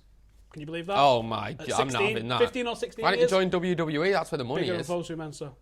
What an absolute linebacker that kid must be. So let's go to the comments. Let's see if there's any. Oh, nice from Carrick there. Liking a bit of that. What do I think about the transfer window and the money that's been spent? Well, no one kicked up any sort of fuss despite 1.1 billion leaving the club in interest payments and debt repayments, and that didn't make the club any better, did it? So I don't care. If we spend it on players that make us better, then I'm extremely happy. When did Antonio Valencia learn to cross a ball over the first man and not just drill it as hard as he can down? He's been doing that during pre-season. Because that's back to 2010 vintage Antonio Valencia, isn't it? Nice to see, even though they're not necessarily going to their man, they're going in the right areas, these balls. I just seen someone say Akinfenwa. I don't know what about, but there you go. It'll be about Timothy Fosu Mensah's brother. Yeah. Christ, yeah, he probably is that sort of size. What do I think of Valencia's Instagram post about Fellaini leaving? I don't think it was about Fellaini leaving. I think you're reading, again, too much into players' social media. Oh, I heard this. I have the explanation. You know how, like, some sayings just don't translate very well? It's just a Spanish saying that just means... I can't remember what the exact quote was, but it means something that's nothing, not specific. You've got about 2 minutes, I think, to get your score guess in to win tickets. You've got 5 pairs of tickets going for the Charity Shield, Community Shield on Sunday. FullTimeDEVIls.com. Head over there. And while you're there, have a look around on our new website. We've got all sorts of match day stuff going on that takes the feeds from Twitter and understands what the fans feeling. It's really clever. It's way beyond Gazzy's intelligence. So go check it out. There's naked pictures of me in there as well if you look. Go check it out, yeah. And if you click on the right thing, there's a little Easter egg, which is a naked Ginger Gaz. So go check that out. That's 100% true, by the way. Go check it out. FullTimeDEVIls.com. About 2 minutes left to get your entries in, and there is 5 tickets going away for this weekend's Charity Shield. If you wasn't doing anything this weekend, why don't you go and win yourself some tickets and come down and see us lot at the Charity Shield and watch Jose Mourinho's you don't have season unload. You don't have to come and see us lot. Don't worry. You can just go to the game. I'd probably, if I were you, I'd prefer. Yeah, you don't not actually have to see us. I think we're posting the tickets out, so you don't even need to come and meet us to get the tickets. You don't. Let's go to comments. No, don't comment. Everyone's commenting in here. No, don't. I don't want the score. I want the time of the last goal going in, and not in here on the website. How talented is Shaw in comparison with Lamb and Ashley Cole or the likes? Oh! He's hit that! It's a little Luke bit Shaw's just hit that! Get on this! It's a little bit early in his career to make them sort of comparisons, isn't it? But he is a very good player. Luke Shaw lining it up. Oh, he's hit that well, hasn't he? Not far off. Well done, Luke. Having a bit of that. He's got good hair at the minute. He's got a good haircut. Don't know where he's going to get that done. It's tidy. I like it. Might copy him. Are we going to play Rashford? What do you think? Yeah, I think he'll get game time. I think a good way to utilise Rashford would be against tired defences. Those last 20 minutes or so, you bring Rashford on. What an absolute nightmare. Oh. Exactly the same way we use Chico, in all honesty. Exactly. So and Rashford will be happier with it a little bit longer as well with me and a younger lad. Will I give a shout out to Timmy Smith and Nathan Smith, and then I will subscribe to you? I'm not being bribed, mate. Well, you've just done it now, haven't you? Yeah, you've already had a shout out. Thoughts on Luke Shaw, brilliant. Look at him here on the right wing. What's he doing? That was fantastic from Luke Shaw. They were a bit shorter. He's just got that then and just glided past 2 men like it's nothing. Thoughts on Matt Olasunde? He hasn't impressed me yet. I know he scored last night, but he's not impressed me massively yet. And I'm a bit disappointed that we chose him over Tyler Reid, to be honest. I thought Tyler Reid was an absolute tank of a fullback. Now, obviously, at Swansea. The stream is way behind. Sorry about that, fellas. We will try and sort the stream out our time. Which team has the best squad depth in the Prem? I think City do have good squad depth. I will give that to them. The thing is, but they've got one key area, that centre defence. If Company's not there, it doesn't matter what sort of depth they've got everywhere else. It's madness. I think that we don't do too bad, to be honest, this season. Gaz, are you going to be loaned out to Cheeky Sport? No, that was last year. Got to remember that. That was great. Great fun. Was that the January window? It was the January window when nothing happened. That feels like ages ago. Loaning Gaz out in the January window was literally the only thing that happened, wasn't it? Oh, Ibra's got a it! Touch! Oh, he should have bagged that! How's he not bagging that? Last goal was scored 88th minute. Get it on FullTimeDEVILS.com, mate, before half time. You're running out of time, really, if you want to get it done. Can already see how much we missed Luke Shaw. We absolutely did miss Luke Shaw, didn't we? We really did miss Luke Shaw. He was our best outfield player last season, right up until his injury. And what a different season it could have been. Memphis missed Luke Shaw as well more than anyone. I think he did. I think he probably cried tears of joy when joy when he came back. Yeah. Thoughts on a new dark horse in the Prem? No, that's going to be a buzzword for about the next 10 years. That isn't it? Doing a Leicester. You know what? Is going to be a thing. Yeah, and you know what the thing is as well. Dark horse. I think the way that it's being hyped up in the media and the way that the general consensus. I think everyone's sort of expecting it to be United or City, so anyone outside of them two is a dark horse. Well, I'd even describe Chelsea as a dark horse. No, Chelsea, I think, are right in the mix with us and City. I expect. Even more, though, Tottenham. I think you've got a couple of levels emerging. Oh, that was very close. Nearly. I think United, City, Chelsea are probably on one level. And, I mean, that's up in the air. We've all got new managers. I could be completely wrong on that.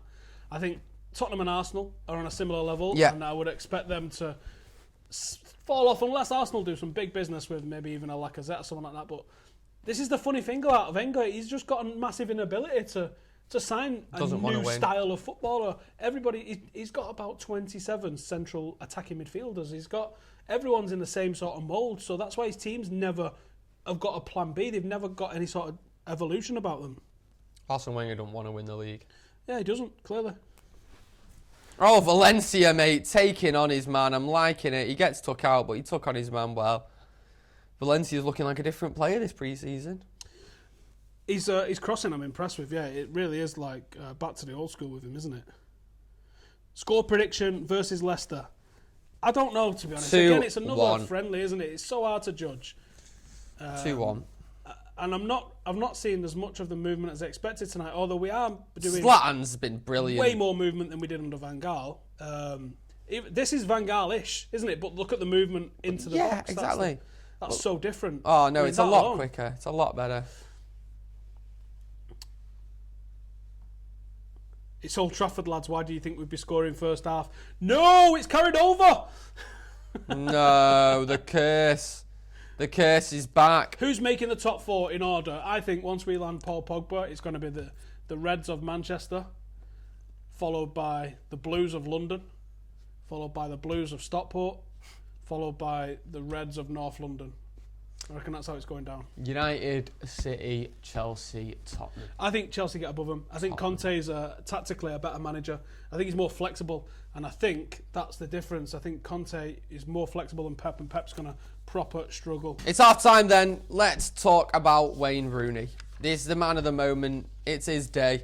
We've got to talk about Wayne Rooney and just what a phenomenal player he has been. Here's some of his strike partnerships. Who's the best? Who is the best? And I include Ronaldo in this because you get really that. A partnership. It was, he had Tevez there as well, but still, go on. So here's some of the names that he's played with. Rude, Luis Saha. I used to love Luis Saha. Oh, mate, I buzzed off Luis Saha, and it annoyed me every time he was injured. You'll never see him miss a penalty. Go on. You guys get involved with this as well. Let us know in the comments. Who is the best player? Yeah, I'll get the comments. That he's played with. And we're talking Ruud van Nistelrooy, Saha, Alan Smith, Ole Gunnar Solskjaer, Alan Smith, Cristiano Ronaldo, Van Persie, Falcao, I suppose Marshall, I suppose Rashford, I suppose there's all these names in the mixer there. Who's the best one he's played with? Let's get some comments in then. Who do you think the best one he's played with? Someone says Rude. I think the best player is Ronaldo, but I don't think that was the best partnership. I think I think that you would say Ronaldo because it wasn't two of them two. You had a forward three, didn't you? So I don't want to say that. So I can't have Ronaldo, despite I think he's the best footballer on that list. I don't think you can say Van Persie. I don't think you can say Van Persie because I don't think Rooney was actually great that season. I don't think United were great that season. I think United were crap that season. Look how many times and Van Persie saved us. Van Persie saved us on his own. Right, let's get the comments in. Someone saying RVP, Rude, Ronaldo. Someone says Rashford. Chica. When he was with him. When he was with him, like in the very occasional times he was. He did all right. Or has he been in that long? Oh, Berbatov. Berbatov's that was nice. That was nice. Do you know when Berbatov did the Marseille turn? Yeah, in the West Ham game, was it? Yeah, it's 20 feet in front of me where I don't sit there no more. I sit on the opposite side. I used to sit in K-stand, and it was literally right in front of me when he's saying that. Gobsmacked. Pregnant. I was the same place for Scholes' goal against Barcelona, which is the greatest goal I've ever seen scored at Old Trafford, for a number of reasons. Someone says, what score is it? 0-0 at the minute. 0-0. Craig United says Sahab was immense when fit. He was. He was like an hand grenade of energy, wasn't he? I missed him. He was unbelievable. That's a player that get in behind the defence. He was class. He was absolutely class. But right. Injuries did him. Here's a comment. I know we're talking about Rooney at the minute, but just let's talk about this a minute because these comments really do my head in. A comment from Paul Jung who says Lingard is effing shit. No, he's not. No, he's not, and he wouldn't be playing for United if he was shit. There's levels to squads, right? You can't, and Real Madrid Galacticos era shown you that you can't have world-class players on the pitch, world-class players on the bench, and expect to keep them all happy, all fresh, and all in form. Doesn't happen. What did Real Madrid didn't win a European Cup under that lot? They didn't. Jesse Lingard is the sort of player that when Mkhitaryan's not playing, when Marshall's not playing, maybe even when Rooney's not playing in number 10, he's going to come on and he's going to give you 100%. He's an honest, absolute grafter. He keeps it neat, he keeps it tidy. Yeah, he's never going to be in the FIFA Pro 11. He's never going to win a Ballon d'Or. But do you know what? You need players like that in a squad. You absolutely need players like that in a squad. I think that... In 1999, we didn't have Scholes and we didn't have Roy Keane. And we had Jesper Blomqvist step up to the plate. Yeah. And we had a midfield of... I think it was Nicky Butt, Ryan Giggs, David Beckham and Jesper Blomqvist. That is what Jesse Lingard is. He is our Jesper Blomqvist, and I hope he wins a treble with us one year. I think that, yeah, I completely agree. And a player that I always link Lingard to is Park Ji-sung, where in certain games you need him, works hard. And you know what? I think going into this season, I know you're saying the likes of if Mkhitaryan's injured or if so-and-so's injured, I think there'll be games where Mourinho will just start him. In players where... Mourinho's very pragmatic in his output. Mourinho needs that winger who's going to come back, help, defend. Maybe if there's a particular fullback that he's got concerns about. So I don't think Lingard's crap. And I don't get why people say it, because the same people who say that are still sticking up for Memphis, who has had a much worse season than Jesse Lingard. I don't think Memphis had that bad a season. I think he struggled with consistency, and he even said himself the league was harder than he expected. Now that's a lad that's admitting that he wasn't up to the standard, and very Evra Vidic-esque in their first season, knuckling down and putting a graft in, and that's what I expect to see from Memphis. And if he does do this, then I think you'll see a hell of a footballer on the other side of it. I'm confused about this comment here from the Turbo Warrior 343.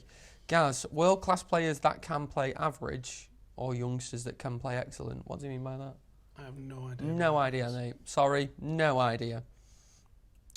Right. Let's get some more comments in. Let's talk about Wayne Rooney, though, shall we? What is his record for Man United goal scoring now? 200 and... He's on 245. 245. Bobby Charlton's on 249. Nice. Both of them not out-and-out goal scorers. Both of them had yeah, their you're times right, as completely a number. right. I know Bobby Charlton wore the number 9, but he played as a number 10, really. Played as a centre mid often as well. Midfielder. Hell of a goal return for Bobby Charlton. Started off his career, much like Wayne Rooney, as an out-and-out striker, and moved back probably to greater effect than Wayne Rooney. Obviously a Ballon d'Or winner himself, World Cup winner himself. One of only 2 players to do that, Englishmen to do that. The other being Nobby Stiles, who is not very well at the moment, so... Thoughts go out to him and his family. Nobby Stiles. Hope he pulls through. Yeah, right. Let's get some comments. And someone says he deserves, I'm going to swear, fucking knighting, doesn't he?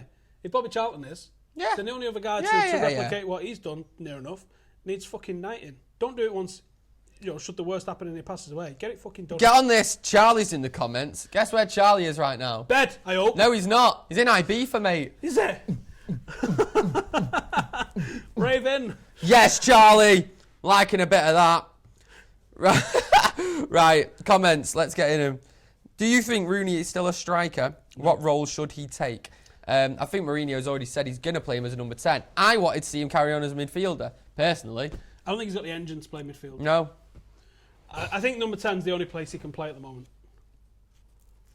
I think that we'll see how he does there, but I'm not confident for Wayne Rooney going into this new season. Oh, who's performing? Who's There's your like mate? a 14-year-old girl performing at Old Trafford now. Oh, I know who this is. I think it's Rooney's mate.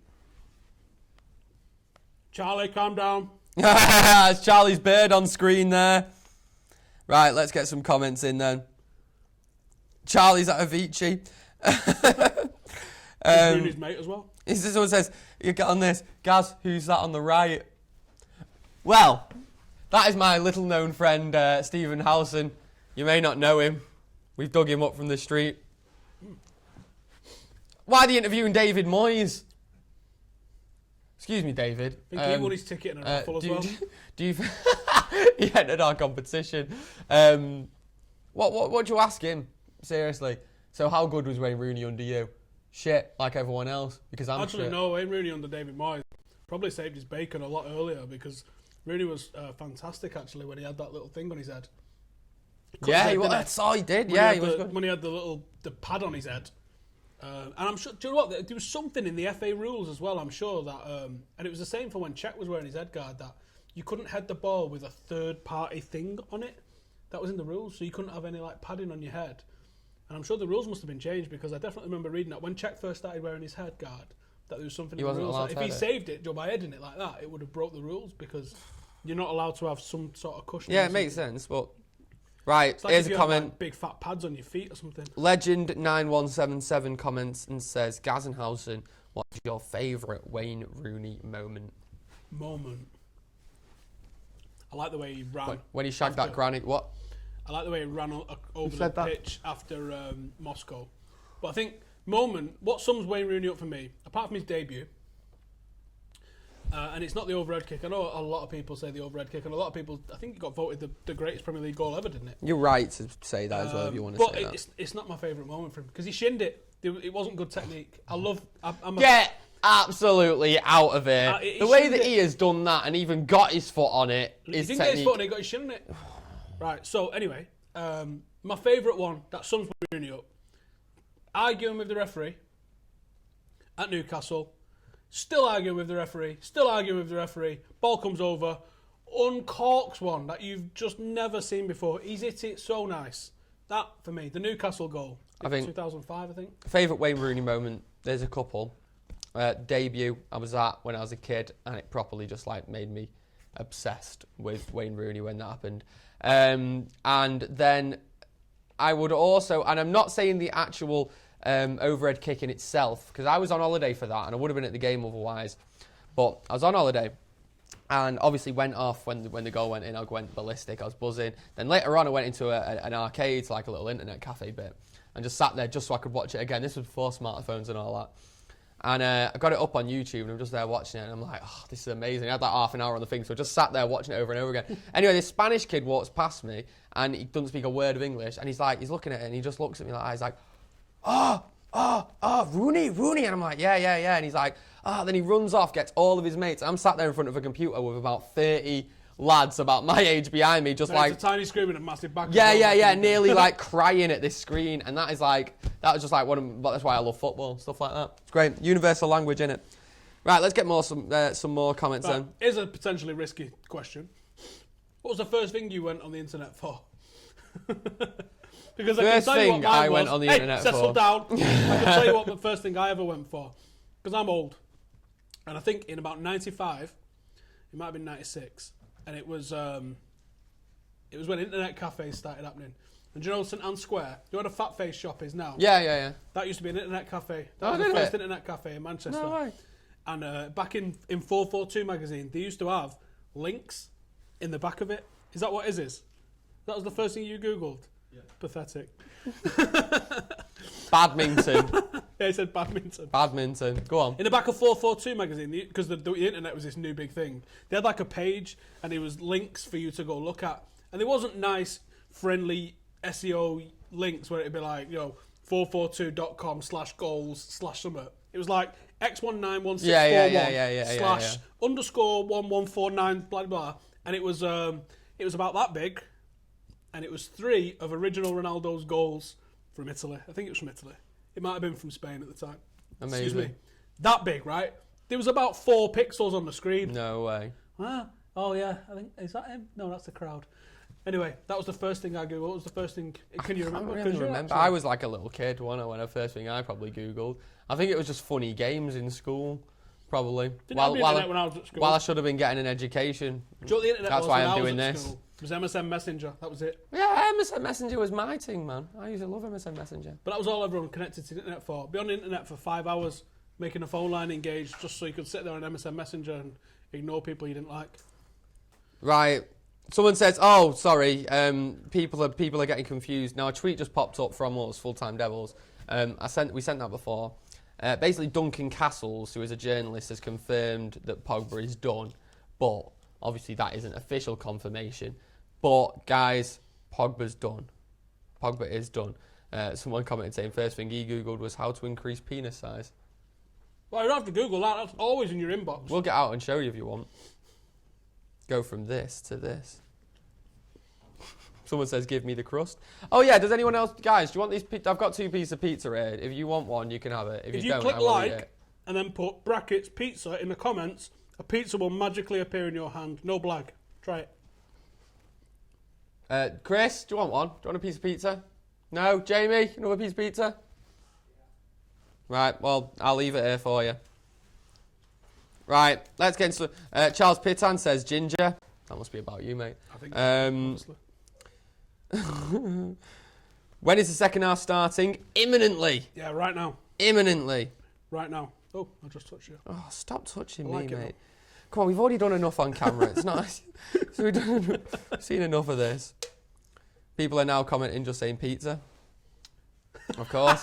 Of course. Yes. I wanted to talk about Wayne Rooney, and now people are just talking about pizza. See, right, and now comment saying if you got your pizza, because I know that you all got pizza. Oh, someone said it didn't work. Can we get sued Oh, you for had that? caps lock on, I think. Ah, You that got was to a do minute. it on.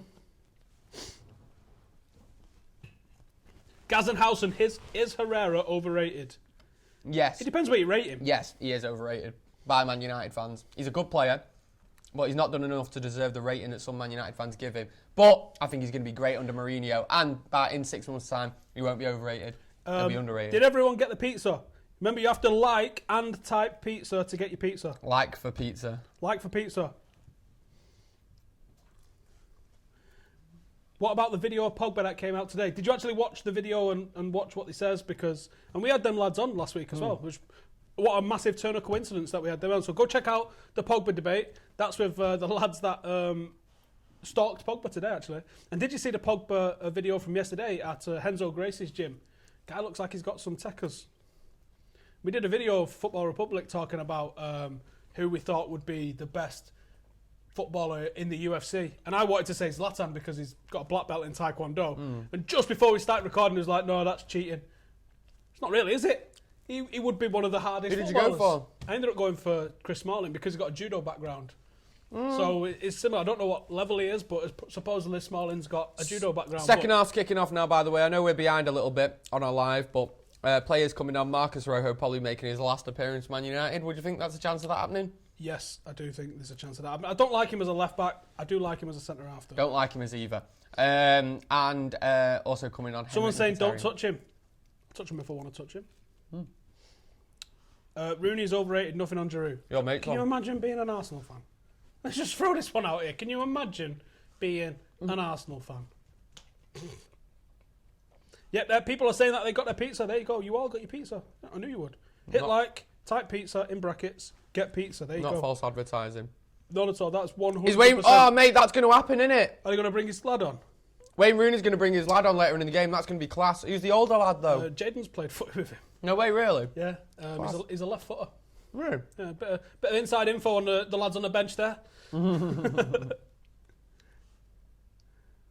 The guy on the left is the guy on the left, Mick Hucknall's son.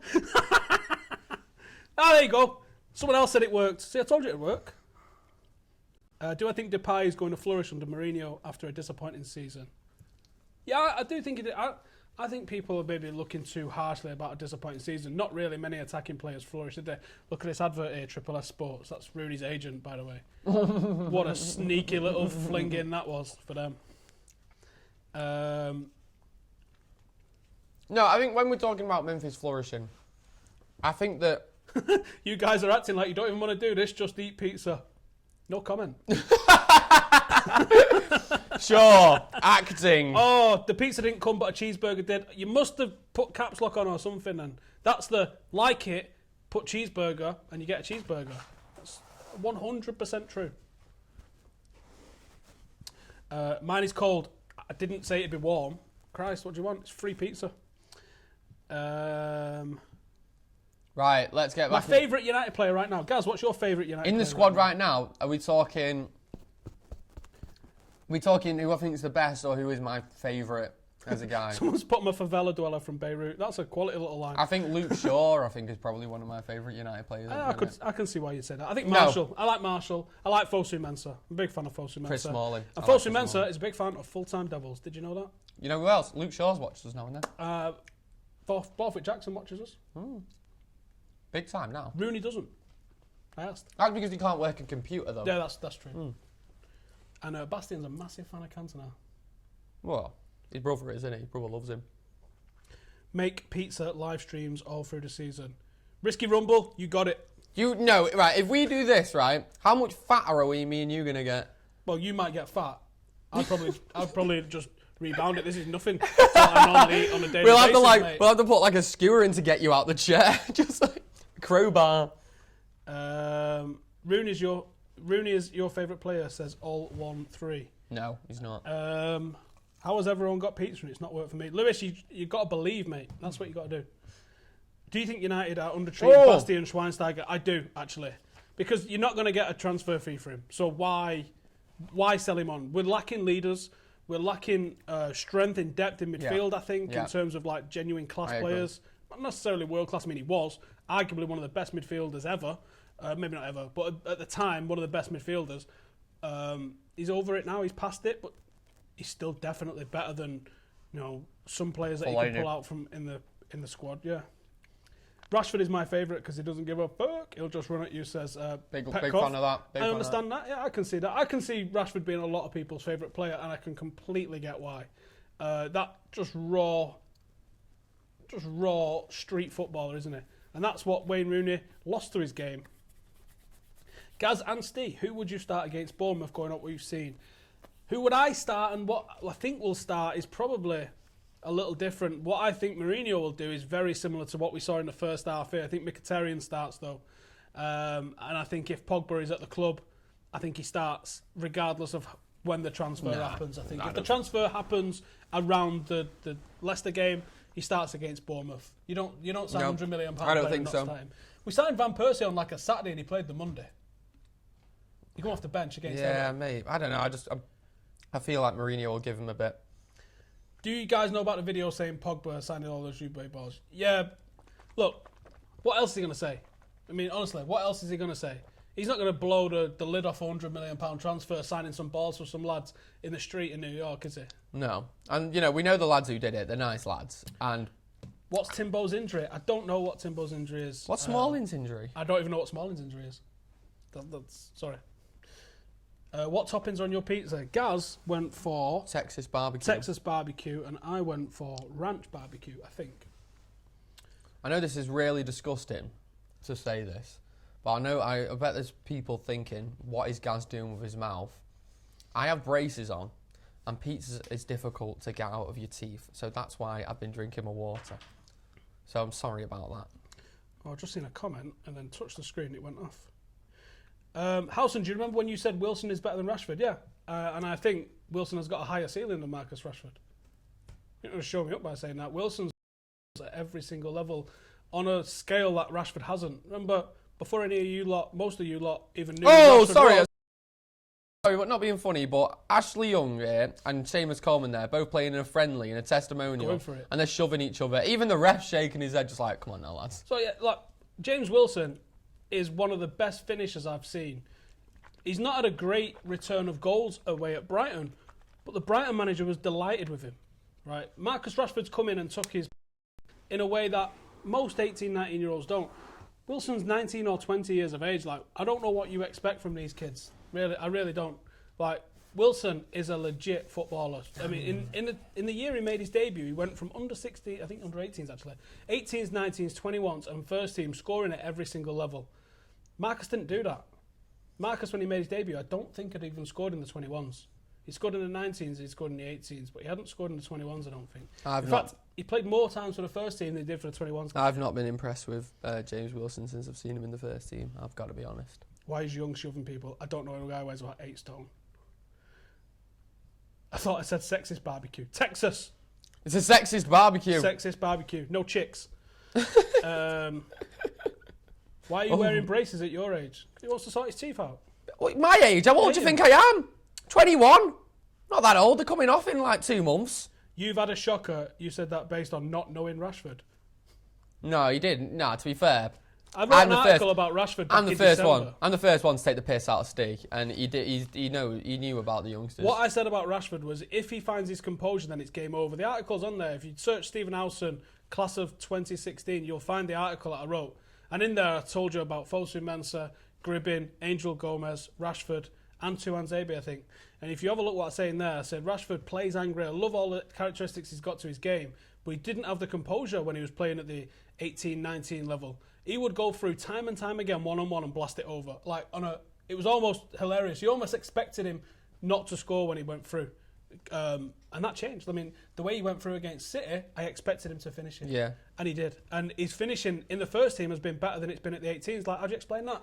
How do you explain that he's got more composure playing in front of 75,000 than he does playing in front of 300 of us? Oh, chance for Everton. How's he missed that?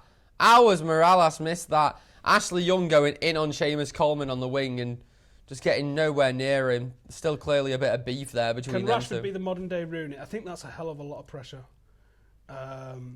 In Texas, is it barbecued beef brisket on your pizza? No, it wasn't. Which I understand is the Texas food of chicken, choice. Onion, bacon, Nothing like Texan pepper, food, in all honesty. barbecue sauce. Marcus Rashford's coming on. It's more like Tex-Mex. Wait, Wayne Rooney's coming off. Is he going to go now play for Everton like we thought, potentially?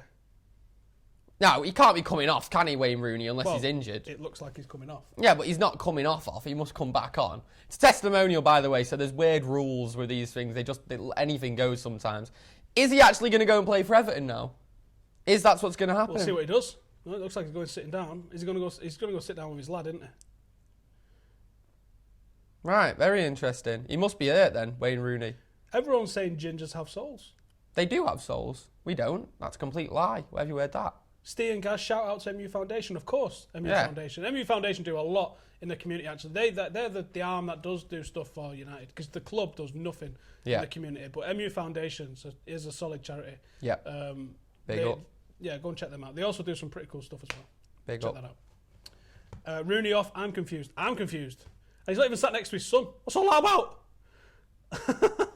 His son sat at the back like, Dad, no, not mates. All right, cool. He looks annoyed, Rooney, there. I wonder if he's had a knock, maybe, because he was talking to the physio, wasn't he? Mkhitaryan will score, I hope. It's still 0-0. What are we going to do with these tickets if it's 0-0? Our producer just looked at us instead and just gone, good point, actually. Very good point. Right, should we come up with a way to give them away? Shout out to the sexy Whoever can guess your birthday. My birthday's on my Twitter, so no, that's not a good idea. Who is better in his prime, Wayne Rooney or Aguero? I know he's won a European Cup. I think you've got to say Rooney, haven't you? Yeah. Off for Charity Shield at the weekend for a rest. Is that a question? No, I can't. No, I can't. It's his testimonial. Yeah, he's not playing 100% pace, is it? I mean, who will win the Golden Boot this year? No idea. I mean, this year's Premier League is like the most uncertain. Make an estimate though. Not since like I remember about 10 years ago, someone said Leeds was going to win the league, and I laughed for about 2 years at that, and I still think about it now and laugh. And that was, I think they said United was going to finish 5th that year. Never, and we won it, I think. I can't remember what year I think that if I'm saying who's going to win the Golden Boot this year, I think that we've got quite a few players who are going to score quite a Timbo's few in the goals. comments. Not sure if it's the real Timbo, but hello, mate. I think that we've got a lot of players who can score goals, and I don't think City necessarily have that, but they have a world-class striker in Aguero. So it wouldn't surprise me if Aguero won it, but I still think we're going to win the league. I think what we should do is, and this isn't confirmed, I'm basically asking it loud out now to the gaffer, what if we do a treasure hunt tomorrow to come and get them? I think that might be the only way we could do it. And he's gone like this, maybe. Let's just see if it stays 0-0. When's the testimonial? We'll hide them in my bedroom. Joking. Don't turn up in my bedroom. I think Rooney just sat down there. I'm sorry, but the way United players are going in here, even I'm squinting a bit. It's a friendly, lads. I don't like that referee. Oh, did you see... was it Clattenburg who did the finals? Yes, can we just for a second Can we just talk about the his fact tattoos? that Clattenburg's got a Champions League tattoo. And he's also got a Euro 2016 tattoo. That's the most John Terry thing I've ever It's seen the in my cringiest life. thing ever. I might get a tattoo of just us two sat here because this is the highlight of my life. What do I think of Angel Gomez? I think... Oh, he'll talk to you about Angel Gomez. I think Angel... I put a lot of pressure on his shoulders, and I don't think he minds because he's a very confident young man. He's... I've compared him to Messi, and if you watch him, you'll understand what I mean. I'm not saying he's got the ability level of Messi. I'm not saying he's going to win 5 Ballon d'Ors. I'm not saying he's going to break all the records for everything in the Champions League. But what I'm saying is he's small. He's got unbelievable lateral movement and a great first touch. That's the characteristics that I see in Lionel Messi that he's got. I think he's more Iniesta-ish in his actual gameplay. The way he's a lot more withdrawn. He doesn't play off the striker, doesn't play in that attacking right wing slot. He definitely suits being more withdrawn. England play him as a 6. The England under-16s, where he's the captain. They play him as a number 6 just to get him on the ball more. He's got an unbelievable touch, unbelievable vision, and I said lateral movement. An issue he may have as he comes up, but Messi and Iniesta didn't have the issue, is his size. It's hard to believe him and Timbo are only a few years between them because there's probably like 8 stone between them. It's ridiculous. But they do play in the same team. They have played in the same team, and they cope fine. He gets fouled a lot, as you can imagine. Players going hard because it's easy to go in hard on him because he's tiny. The coaches that I talked to at Carrington, some of the lads that I know that really know their stuff, and it's actually the coaches at Carrington that are saying, this is the best kid we've ever produced, right? Ooh. And you go, hang on, this is the club that's produced Bobby Charlton, Duncan Edwards, Ryan Giggs, Paul Scholes, and they go, yeah or no. However... But if you speak to the coaches, right, this is what they always say. Oh, this kid is the next. This kid is the next. This kid is better than X. This kid could be as good as, right? They say, this is the best ever. That's some statement, isn't it? And that's some pressure. That's a lot of pressure. But I think this is a breakout season for him. He's 15 going into the start of this under-18 season. This is his second season at under-18s. If there's anything there... legit, because things can happen from 14, 15, 16 to young lads that just completely take their head off and their eye off the ball. But he's from a good family. His brother used to play for United. His old man played for Portugal. He's got a great grounding in the game. Who's his brother? His brother's Rico, played with Pogba. Oh, okay. Yeah, it rings a bell, actually. Didn't break into the first team, but was definitely in and around. He's playing for FC United this year, actually. Yeah. So if you get the opportunity, go and watch Angel at the under 18 level, and then you make your own mind up. That's what I would say to do. Don't watch highlights. Try and watch a full 90-minute game and just watch his movement. His movement off the ball, his movement on the ball, the things that he does, the way he brings others into the game. That's what I enjoy. That's another Messi characteristic I like about him, where he gives it and then moves into an intelligent position. Yeah, that's the sort of thing that I see in his game that excites me. And if he can have a standout season this season, then he's still got another season at the under-18s next year. And I think he might even have a third season eligible for being under-18s. So this is a player that's got a lot of time to develop. I don't think he's going to end up being that much taller than he is now. And honestly, he's tiny. I'd be surprised if he's 9 stone. He's tiny, but gifted. So I was out for a long enough answer about... I tell you what, I think that this game here, just going back to the game today, it's actually quite an interesting one. It's almost like a Premiership game. It's like they're actually like... The teams are actually playing like Premiership teams here. They're not... It's a ball, though. Nope. That's what's been happening all day now. United have struggled a bit more in this second half. Give us your ideal United in 5 years. Man, that's so difficult to do. United you what? don't know what's going to United happen. team? You don't know who's We going to haven't a emerge. No, 8 months ago, you wouldn't have put Rashford in any sort of team. Now, You he wouldn't. would undoubtedly be in any sort of team. So I would have. It's so difficult. I would have never ever believed that United are going to sign Paul Pogba either, and that's what's going to Mate, happen. 8 weeks ago, I did not think we were signing Paul Pogba. I said so on camera. I thought it was a joke. Thought he was very likely to end up at Real Madrid. And I've been potentially proven proper wrong on that. Same, and I'm happy about it. Are we keeping you up, Gaz? No, I'm sorry, I don't know what that was. Gaz, has your ginger Sometimes- soul created in hell? Is that why you wear red? Is that why you're a Red Devils fan till you die? I'll take that. Memphis is coming on. Hopefully, continue his decent showing against Galatasaray. What's left? Half an hour. Yeah. Hopefully, that's enough for him to make the difference and maybe force his way into the gaffer's plans. What's this thing that Mourinho's doing with his legs where he like stands up on them? I don't understand that. What? I've never seen a manager stand up at Old Trafford for a few He years was being yet. sarcastic.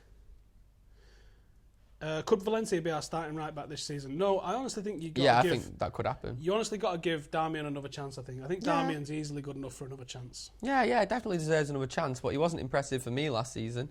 He was early on, but nice play from Mkhitaryan and Rashford there, but Should United have got Pochettino before Jose?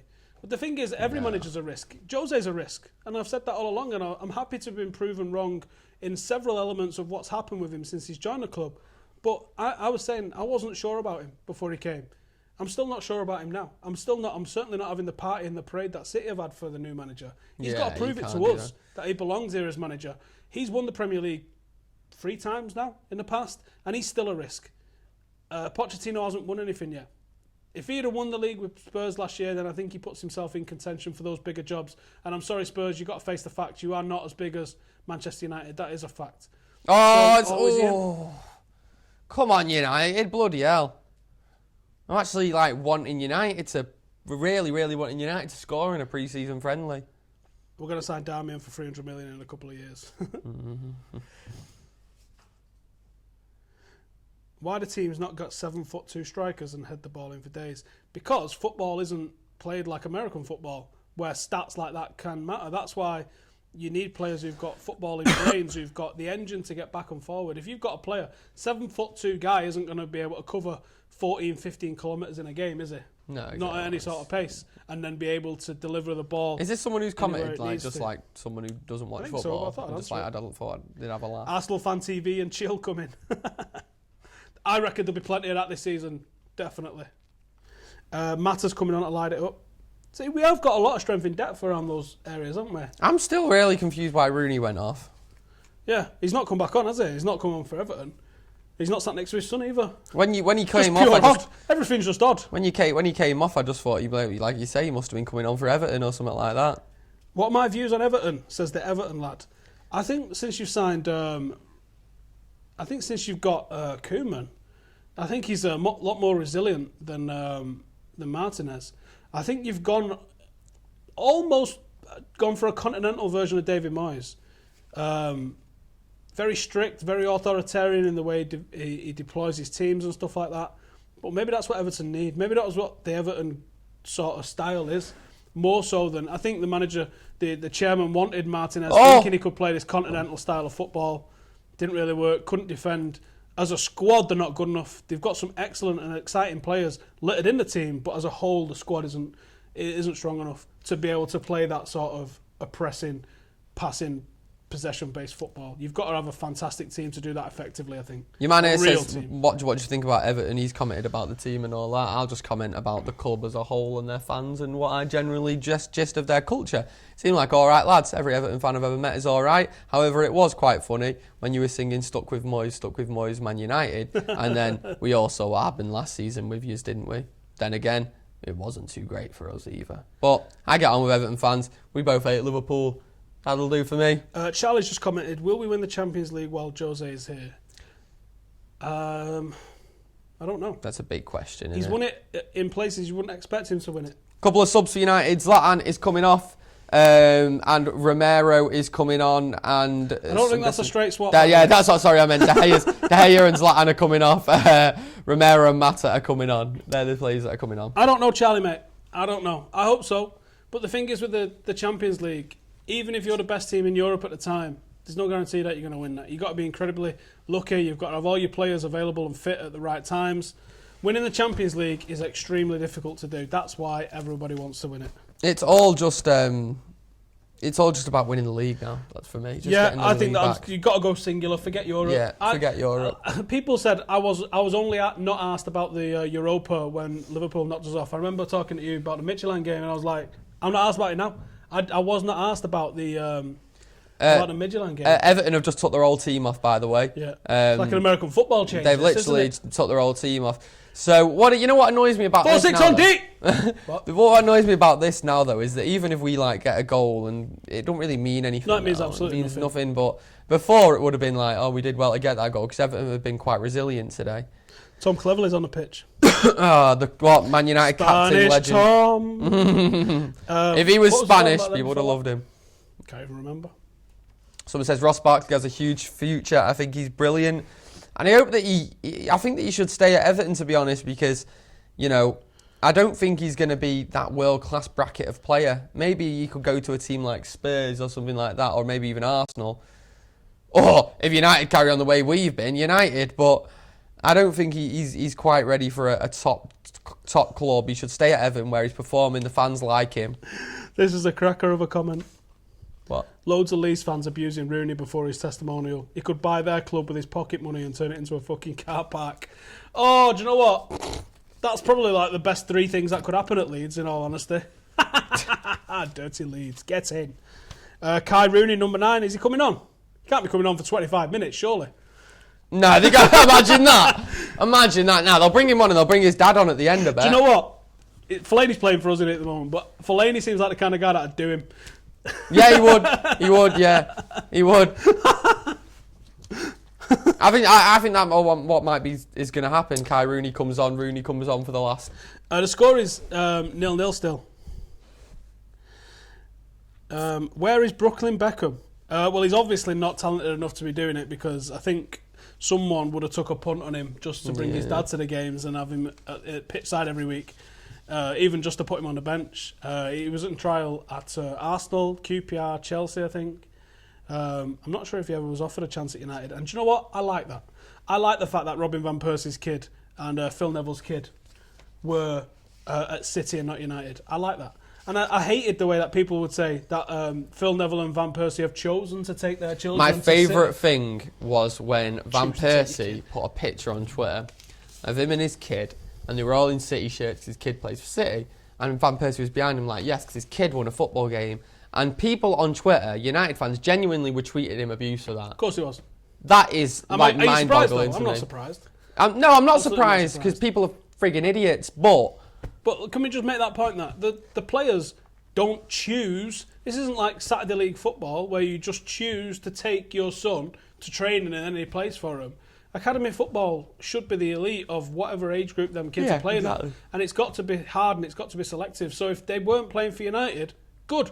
Means they weren't good enough. Yeah. Because if they was good enough, I'm sure they would have been playing for us. Giggs' son's at United, which I'm sure means he's good enough. Is Giggs' son at United? I think he's about 13. Mm. So he must be good enough. Because there is no nepotism at United, by all accounts. It's hard to get into. And we don't have about 16 teams at every age group like City do. And can we just address this one, actually, as well, while we're at it? Last year, City under 13s or 14s beat United 9-0, right? So City do what they do and make a massive deal out of it. Yeah. And tell the MEN. So the MEN report it, gets picked up by the Nationals. About 3 weeks later, United beat that same team 9-0. Completely reversed the scoreline. Did you hear about it? You bollocks. Because United don't phone the MEN any time we win a throw-in. And do you know why they beat us 9-0? Because all the United team was on England duty. And the City team wasn't. Sorry, something nice from Everton there. Marcus Rojo being nutmegged. Oh, look at that. Tweets on the screen. Oh, future. Beautiful. Look at that. Tweets on the screen. Tweets on the screen. Yes, Chris. Tweets on the screen, Klaxon. Charlie's watching along. He's not gone clubbing. Not gone clubbing yet. Glow sticks, Charlie. Glow sticks. United's best year. It's got to be 99. Well, yeah. So let's It not. can only be 99. Let's not count 99. But then again, would I that let would my son play for City Academy? He did. So yes. What is that? Howson, would you let your son play for City Well, Academy? of course you would. It's your son. He did. Your son's more important. You know, it's like... I've put pictures on Twitter of him when he was playing for City. It doesn't matter. It does not matter. I wouldn't... You'd Obviously, rather... I prefer him play for United. Yeah. The only team he's not allowed to play for, my dad said he'd break his legs, is Liverpool. Apart from that, he's not bothered. You've just gone completely against the logic that we were just saying then, Bob. Oh well. By the way, guys, we're Manchester really, you know, City like, still says going into Manchester. this, like we were thinking, right, we're going to sit here, watch this game. It's going to be fun. You know, it's a testimonial. Loads of daft things are going to happen, and so far nothing has happened really in this second half, especially. It's just been like boring, really. Oh, Memphis is taking his man on. I'm liking it. He didn't get round him, but that's what we want to see. We want to see. All-time favourite United five-a-side team. Got to be Paul Scholes. Right, okay. Paul Scholes in the middle. I am only going to name players that I've seen play because I feel like I can only accurately judge I think players that's fair. who have played in my... After we finish this, remind me, George Best. Just remind me after, George Best. I want to say something about George Best. Yeah, I will say, I think that Wayne Rooney has to be in it. I think that Rio Ferdinand has to be in it because Rio Ferdinand's probably the best footballing defender we've had. Then obviously your goalie, Van der Sar for me. Van der Sar, Ferdinand, Wayne Rooney. Does Paul Scholes get in a five-a-side team though? In a five-a-side team. Well, Van Nistelrooy is in there as well. Van Nistelrooy has to be in there. Think of a five-a-side game. Yeah. No one's got better close control, vision, passing, quick movement than Paul Scholes. He's the first name on my team Right, sheet. well, Ferdinand, Scholes, Rooney, and who was the other one that I just said? I just said another one. Oh, no. I can't remember. I Van faded Nistelrooy, in- Van Nistelrooy. I That's faded it. in and Van out when Nistelrooy. you're talking. Van Nistelrooy, he needs to be in it. Imagine Van Nistelrooy in a five-a-side game. Every time you get the ball, it would go top corner. I'm struggling for a striker, right? And I'm also thinking about the characteristics of the players here. Because if you go for some massive players, then you're going to struggle in terms of the quick pace and turnaround of a five-a-side. Paul Scholes is the midfield general of a five-a-side team. That passing, that ticking, he's going to make it work. I'd probably put Matter in for the quick movement that he's got around the ball. I'm tempted to put Ryan Giggs in. In my defence, it's obvious to go for someone like a Rio or a Vidic, but I think you go for a fullback because they've got better lateral movement. And in a five-a-side game, I think that's what you need. I'm going to go with De Gea because I want a keeper that's good with the ball at his feet. I want to see Brian Robson in the team, though. He's not going to lose. Robbo would be a shout. He's not going to lose. How can it lose with Brian Robson in the team? Someone says, what about King Cantona? The thing is, though, like I try and explain to Jadon, like Cantona's my favourite player, and he goes, "What was great about him? Like, was he like prolific? You're like, not really. Was he like dead mint at dribbling? You're like, nah, not really. Like, was he fast? Nope. Like, got sent off a lot. Like, why was he good? And you're like, he was just magical, wasn't he? Like, he had incredible vision and a presence, but beyond that, like, if you broke his skills down, not that great, really. Yeah. But also incredible. Like, he was probably never world class. Paul Harding asks, Timothy Fosu-Mensah, what is going on? Is he going out on loan or is he staying? The word is he's going out on loan. So I want him, you know, I'd prefer him to stay because I think he has something to offer United this season. However, if the right offer comes in for him to go out on loan, and they're literally a team that are promising first team football I mean every game, and he'd maybe even be like one of the best players. You only you'd develop take by that, playing you'd be football. happy. Look You'd at be Rafael happy. and Fabio. You only develop by playing football. George Best, what I was going to tell you about George Best. So back in May, MUTV had the full Champions League final, European Cup final from 1968, right? Yeah. So I thought, I've seen all the goals 1,000 times, but I've never watched the full 90 minutes. Let me watch the full 90 minutes of this. So I sat down and watched the full 90 minutes. After about an hour, I phoned my dad and went, Dad, George Best is shit. And he was like, what are you talking about? So I recorded the rest of it. And then when he came round about 3 weeks later, I showed him. I was like, look at this. George Best, if you got the opportunity before you abuse me in the comments, go and have a look at the 1968 Cup final. George Best, highlight player, right? I'm going to get wrecked for this. But just trust me, by modern day standards, George Best did a few things that if Memphis did it, if Ashley Young did it, if Fellaini did it, you'd be screaming at your TV, you'd be pulling your hair out, you'd be going absolutely mental.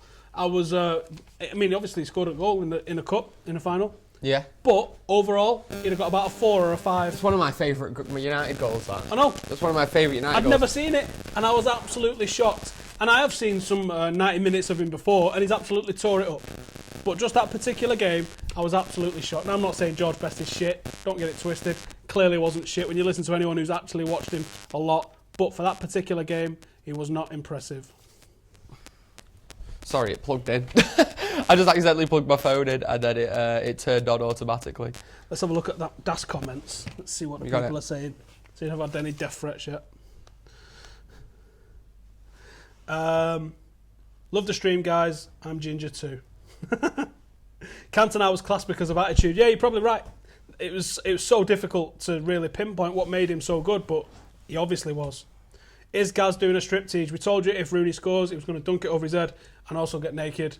I believe that it was if now. Rooney... All right, then. If Rooney scores, and that's including Kai Rooney.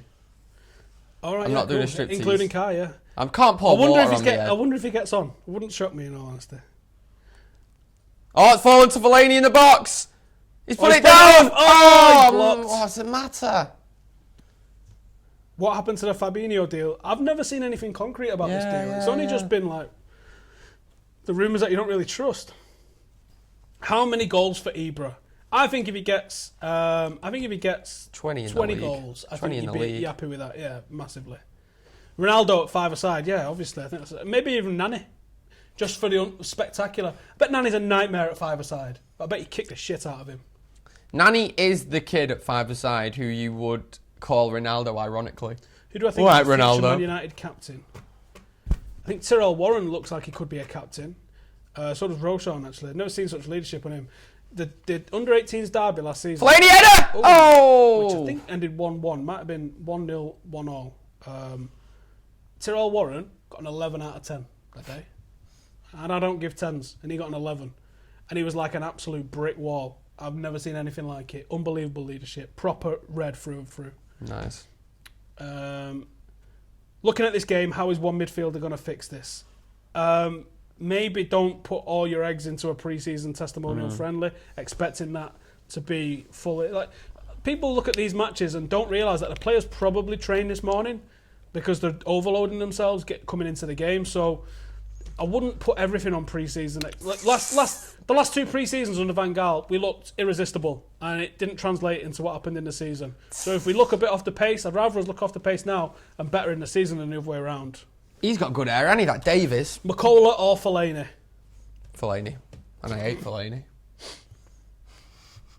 Joking, Adam. He can't see me. Where are we finishing this year? Probably top. What's my opinion 20th. about the new City lads, Jesus and Sane? Neither of them have got good stats compared to the likes of Mkhitaryan. So he's gonna do all this, but I'll be honest, they both look like very good youngsters. Well, sorry, Sane looks like a very good youngster. I've not seen enough of the other lad, but Sane looks like a very good youngster. Good signing. If United made the signing, I'd be happy, but I'd also want someone a bit more proven. If we needed a right winger like City do. What do I think about Roberto Martinez being Belgian manager? Is it? That's not happened yet, is it? That's news to me if that's happened. I don't think that's happened. Do I think Fosu-Mensah and Rashford will be world-class players in the future? I think Fosu-Mensah's got the highest ceiling. I do think he has definitely got the potential to be world-class. Rashford keeps surprising me week in, week out. He's looked excellent in all his outings. Even for England, he looked like probably the best player in the last game for England, didn't he? You know, it's that Rooney's kid's got a receding hairline. Gutted. Gutted. Got his father's genes Got to there. inherit about 40 million, I'm sure he's sound. It happened. Oh no, what's happened? Was the 08 team better than the 99 team? No way. No chance. No, it wasn't, was it? It's confirmed Belgian manager is Roberto Martinez. Has that just happened? If that's the case, then yeah, no way. I think they're winding me up, to be honest. Obligatory house and death threat comment. Cheers, mate. You pulled through. 100% confirmed. There you go. Just happened. Look on Sky News on Twitter. Working, mate. Martinez, Belgium gaffer. Do you know what? That's a better squad than he's dealing with at Everton. And with Company leading the back line. That's an actual absolutely defender. That's that is. I don't know, you know. I think he could probably surprise a few people if he gets them playing football. I think they need a better manager than that. John The last Stones is manager was shit. dire. I'm all over that, mate. I like John Stones. It's because you don't know football. Fair enough. Martin has just got announced. Do I think Mkhitaryan and Mata can play together? I think they probably could. I don't think they will, though. We know what Mourinho's like. Opinion on Brexit? No. Move on. Right now, who are you taking? Rashford and Marshall or Iheanacho and Sterling? Come on, son. Sort of questions that? I think so. Do you? I don't. I think this is it. Last one, Pogba. Pogba's last one, done. In my opinion. What's he saying here now? We are trying to get Skype working. If you want to give us a call, now is the time to try it. Let's face it, it's probably not going to work. Let's get our earphones ready and we'll see if we can hear you. Stones is overrated. Agreed, my mate.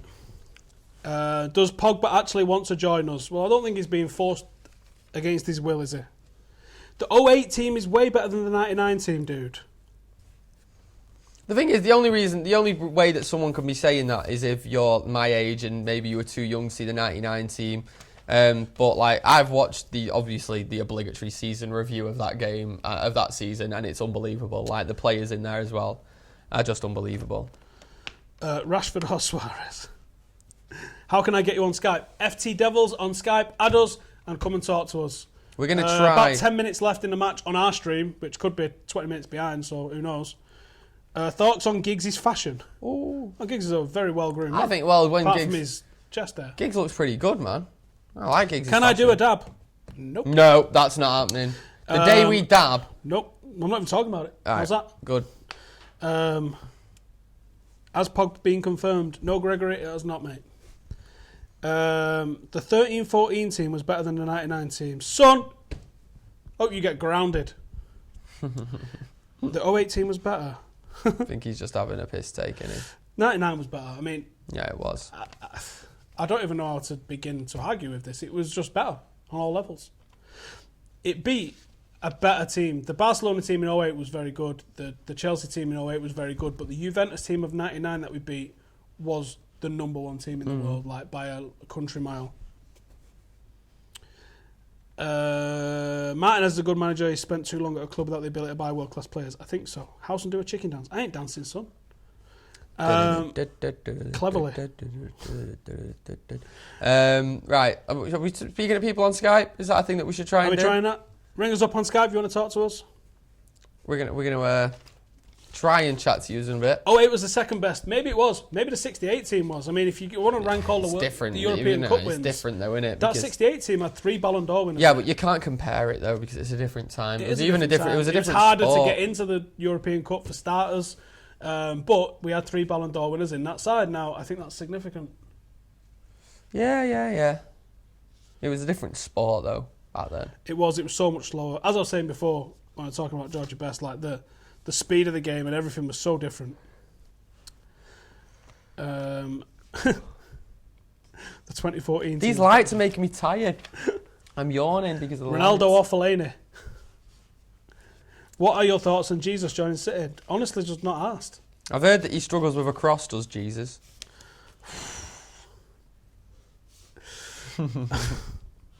If Cleverly scores, you have to dab. I don't think so, do. No bet. Live bullshit bingo. Yeah, maybe we could do a live bullshit bingo and see which of them are actually going to come true, because some of them will. I'm going to block that bloody nuisance spammer. I hate spammers. Trying to offer us free movies. Why is Fellaini still with Manchester United? No, that's not the pass. This second half has been worrying for United. The first half was a lot better. It's almost as if the introduction of Marcus Rojo and Phil Jones hasn't helped us. Duncan Edwards or Paddy Evra? I obviously didn't see Duncan Edwards play, but do you know what? There's a phenomenal book called The Greatest by James Layton, which I urge anybody to read who doesn't know about him. And there's sometimes revisionism when people talk about people who've passed away and they'll build them up a little bit. What this book does is it takes the match reports of the time and compares them to a lot of other players from different eras and stuff, and looks at what the match reports of the time were saying about Duncan Edwards, and it comes up with the title, The Greatest. the book blows you away. And when you learn about the versatility, oh my God. Oh, Ashley Young has just gone right through the back of him in a friendly testimonial. I tell you what, Mourinho will be really disappointed with him because it's the second time he's done it. He started a fight with Coleman before. What are you playing at, mate? I'm all for that in Premiership games. I'm all for a bit of that. Right, if one man's going to make something happen, it's this guy, Marcus Rashford. Yeah, that's a lovely ball. Give it. Why does he not give it straight away, though? What What has he Who done? was it that? Mata, who had it in. That's a good tackle from Ashley Young. We have lost the rhythm. Is Scholes the best midfielder ever? Probably not the best midfielder ever, no, but he's an unbelievable player. Rashford could have gone down then. Johnny Evans going to Arsenal. Hilarious. Absolutely hilarious. If that is a thing that happens. Is it going to happen, that? I don't know. I just heard rumours. I've not heard anything concrete. Do I think Marshall is annoyed by his number getting changed? I wouldn't have thought so. I know some players can get a little bit precious about stuff like that, but you'd hope they'd be big enough to just let it go over the red, wouldn't you? Sorry that I keep yawning, by the way. It's these lights. They're properly like just getting in my eyes. What about the Busby Babes team of 58, best team ever? Well, my granddad says that. My granddad says England would have won the World Cup in 58, and I can't argue with him, can I? He goes, you never heard of Pele if the Munich crash hadn't happened. There was 6 United players, I think, in the England team at the time, and a lot of them very young. I mean, I can't even begin to imagine what it must have been like in 58 for you to lose. It's not even if we lost 8 players now, it'd be unbelievable tragedy that we'd probably struggle for decades to bounce back from.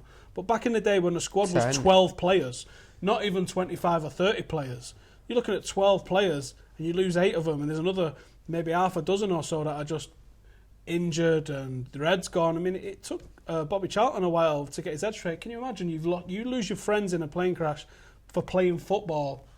How hard it is to come back play football. Then 10 years later. 10 years later, can you imagine how emotional it is? Knowing that the reason why your friends aren't here is down to the European Cup. The stigma, the pressure on you to deliver that trophy, almost to justify what happened 10 years prior. Can't even wrap your head around it, can you? It's mind-blowing to think. If you ever got the opportunity to speak to United fans that watched that Busby Bays team, like just over my head here, I've got the Are You Ray Bobbins thing. I love talking to Ray about that sort of stuff. Yeah, Ray's I been do. going since 1950. My granddad's been going since 1952. So I love talking to them about that sort of stuff. That's what it's all about. It's all about being able to just look at the different eras, and that's why I love talking football with them as well. I mean, I love talking to people my dad's age. They'll tell you about Brian Robson and Norman Whiteside and players of that era. But going back to those with the Busby Babe, there is a mythical thing going on with the Babes and all the stuff that surrounded it, and rightly so. Never in any football club has something that bad happened. And I think the call for the Duncan Edwards to be called the greatest. If you speak to Bobby Charlton, look what he achieved in his football career, right? And Bobby Charlton says, there's only one player that made me feel inferior. This is a guy that's played against Pele. This is a guy that's seen Eusebio and Di Stefano, played against them. He's seen George Best up close and personal, bothered. The only player that made him feel inferior was Duncan Edwards. And I think that says a lot. It does. Right, 5 minutes or so left in this. On as well, there's 2, but there'll probably be a few extra. Mourinho just standing on the touchline. What are we going to do with these tickets? There's been a goal. No, there's not. It's just a guy winding us up. What are we going to do with Das tickets? Right, Azul, I'm going to ban you, mate, if you stop it. If you don't stop it. Absolutely roasting. Sorry, guys, we have tried to get you on Skype, but unfortunately... Skype's not working, unfortunately. It ain't happening. Get it in the comments. What was your favourite Wayne Rooney moment? What do you expect from Wayne Rooney this season? Do you think it's his last? For him to be having his testimonial while he's still playing, on his 12th anniversary of signing, not on his 10th as well. That's a strange one, isn't it? But let us know in the comments. Gaz will read them out. Yeah, I will read out your comments. They all blagging. We will wait. We have a minute left of the game then. There's not really a lot that this has decided. I thought we played really well in the first Can't half. get too excited either way around. I think that we played really well in the first half, and it was exciting if we carry on to the new season like that. And it's good to get the players fit again, but I'm disappointed that Rooney actually went off injured, to be honest. Oh, not injured, sorry, just went off at all. I'm disappointed his little lad didn't come in. I know. I was expecting big things from him. I was expecting. I wanted to see it. Someone said, what age do you think Kai's going to go bald? Right, last few minutes of the game. Oh, Memphis. Memphis has just tried the spectacular and it's not come off. Rooney's laughing at him. Oh, Wayne. Do you know the lads that sit behind the dugout? They wouldn't let me sit there. Can you Really? imagine just in his ear all the Yeah, time? imagine. 10 minutes into the first match, they'd be like, will you shut up? Someone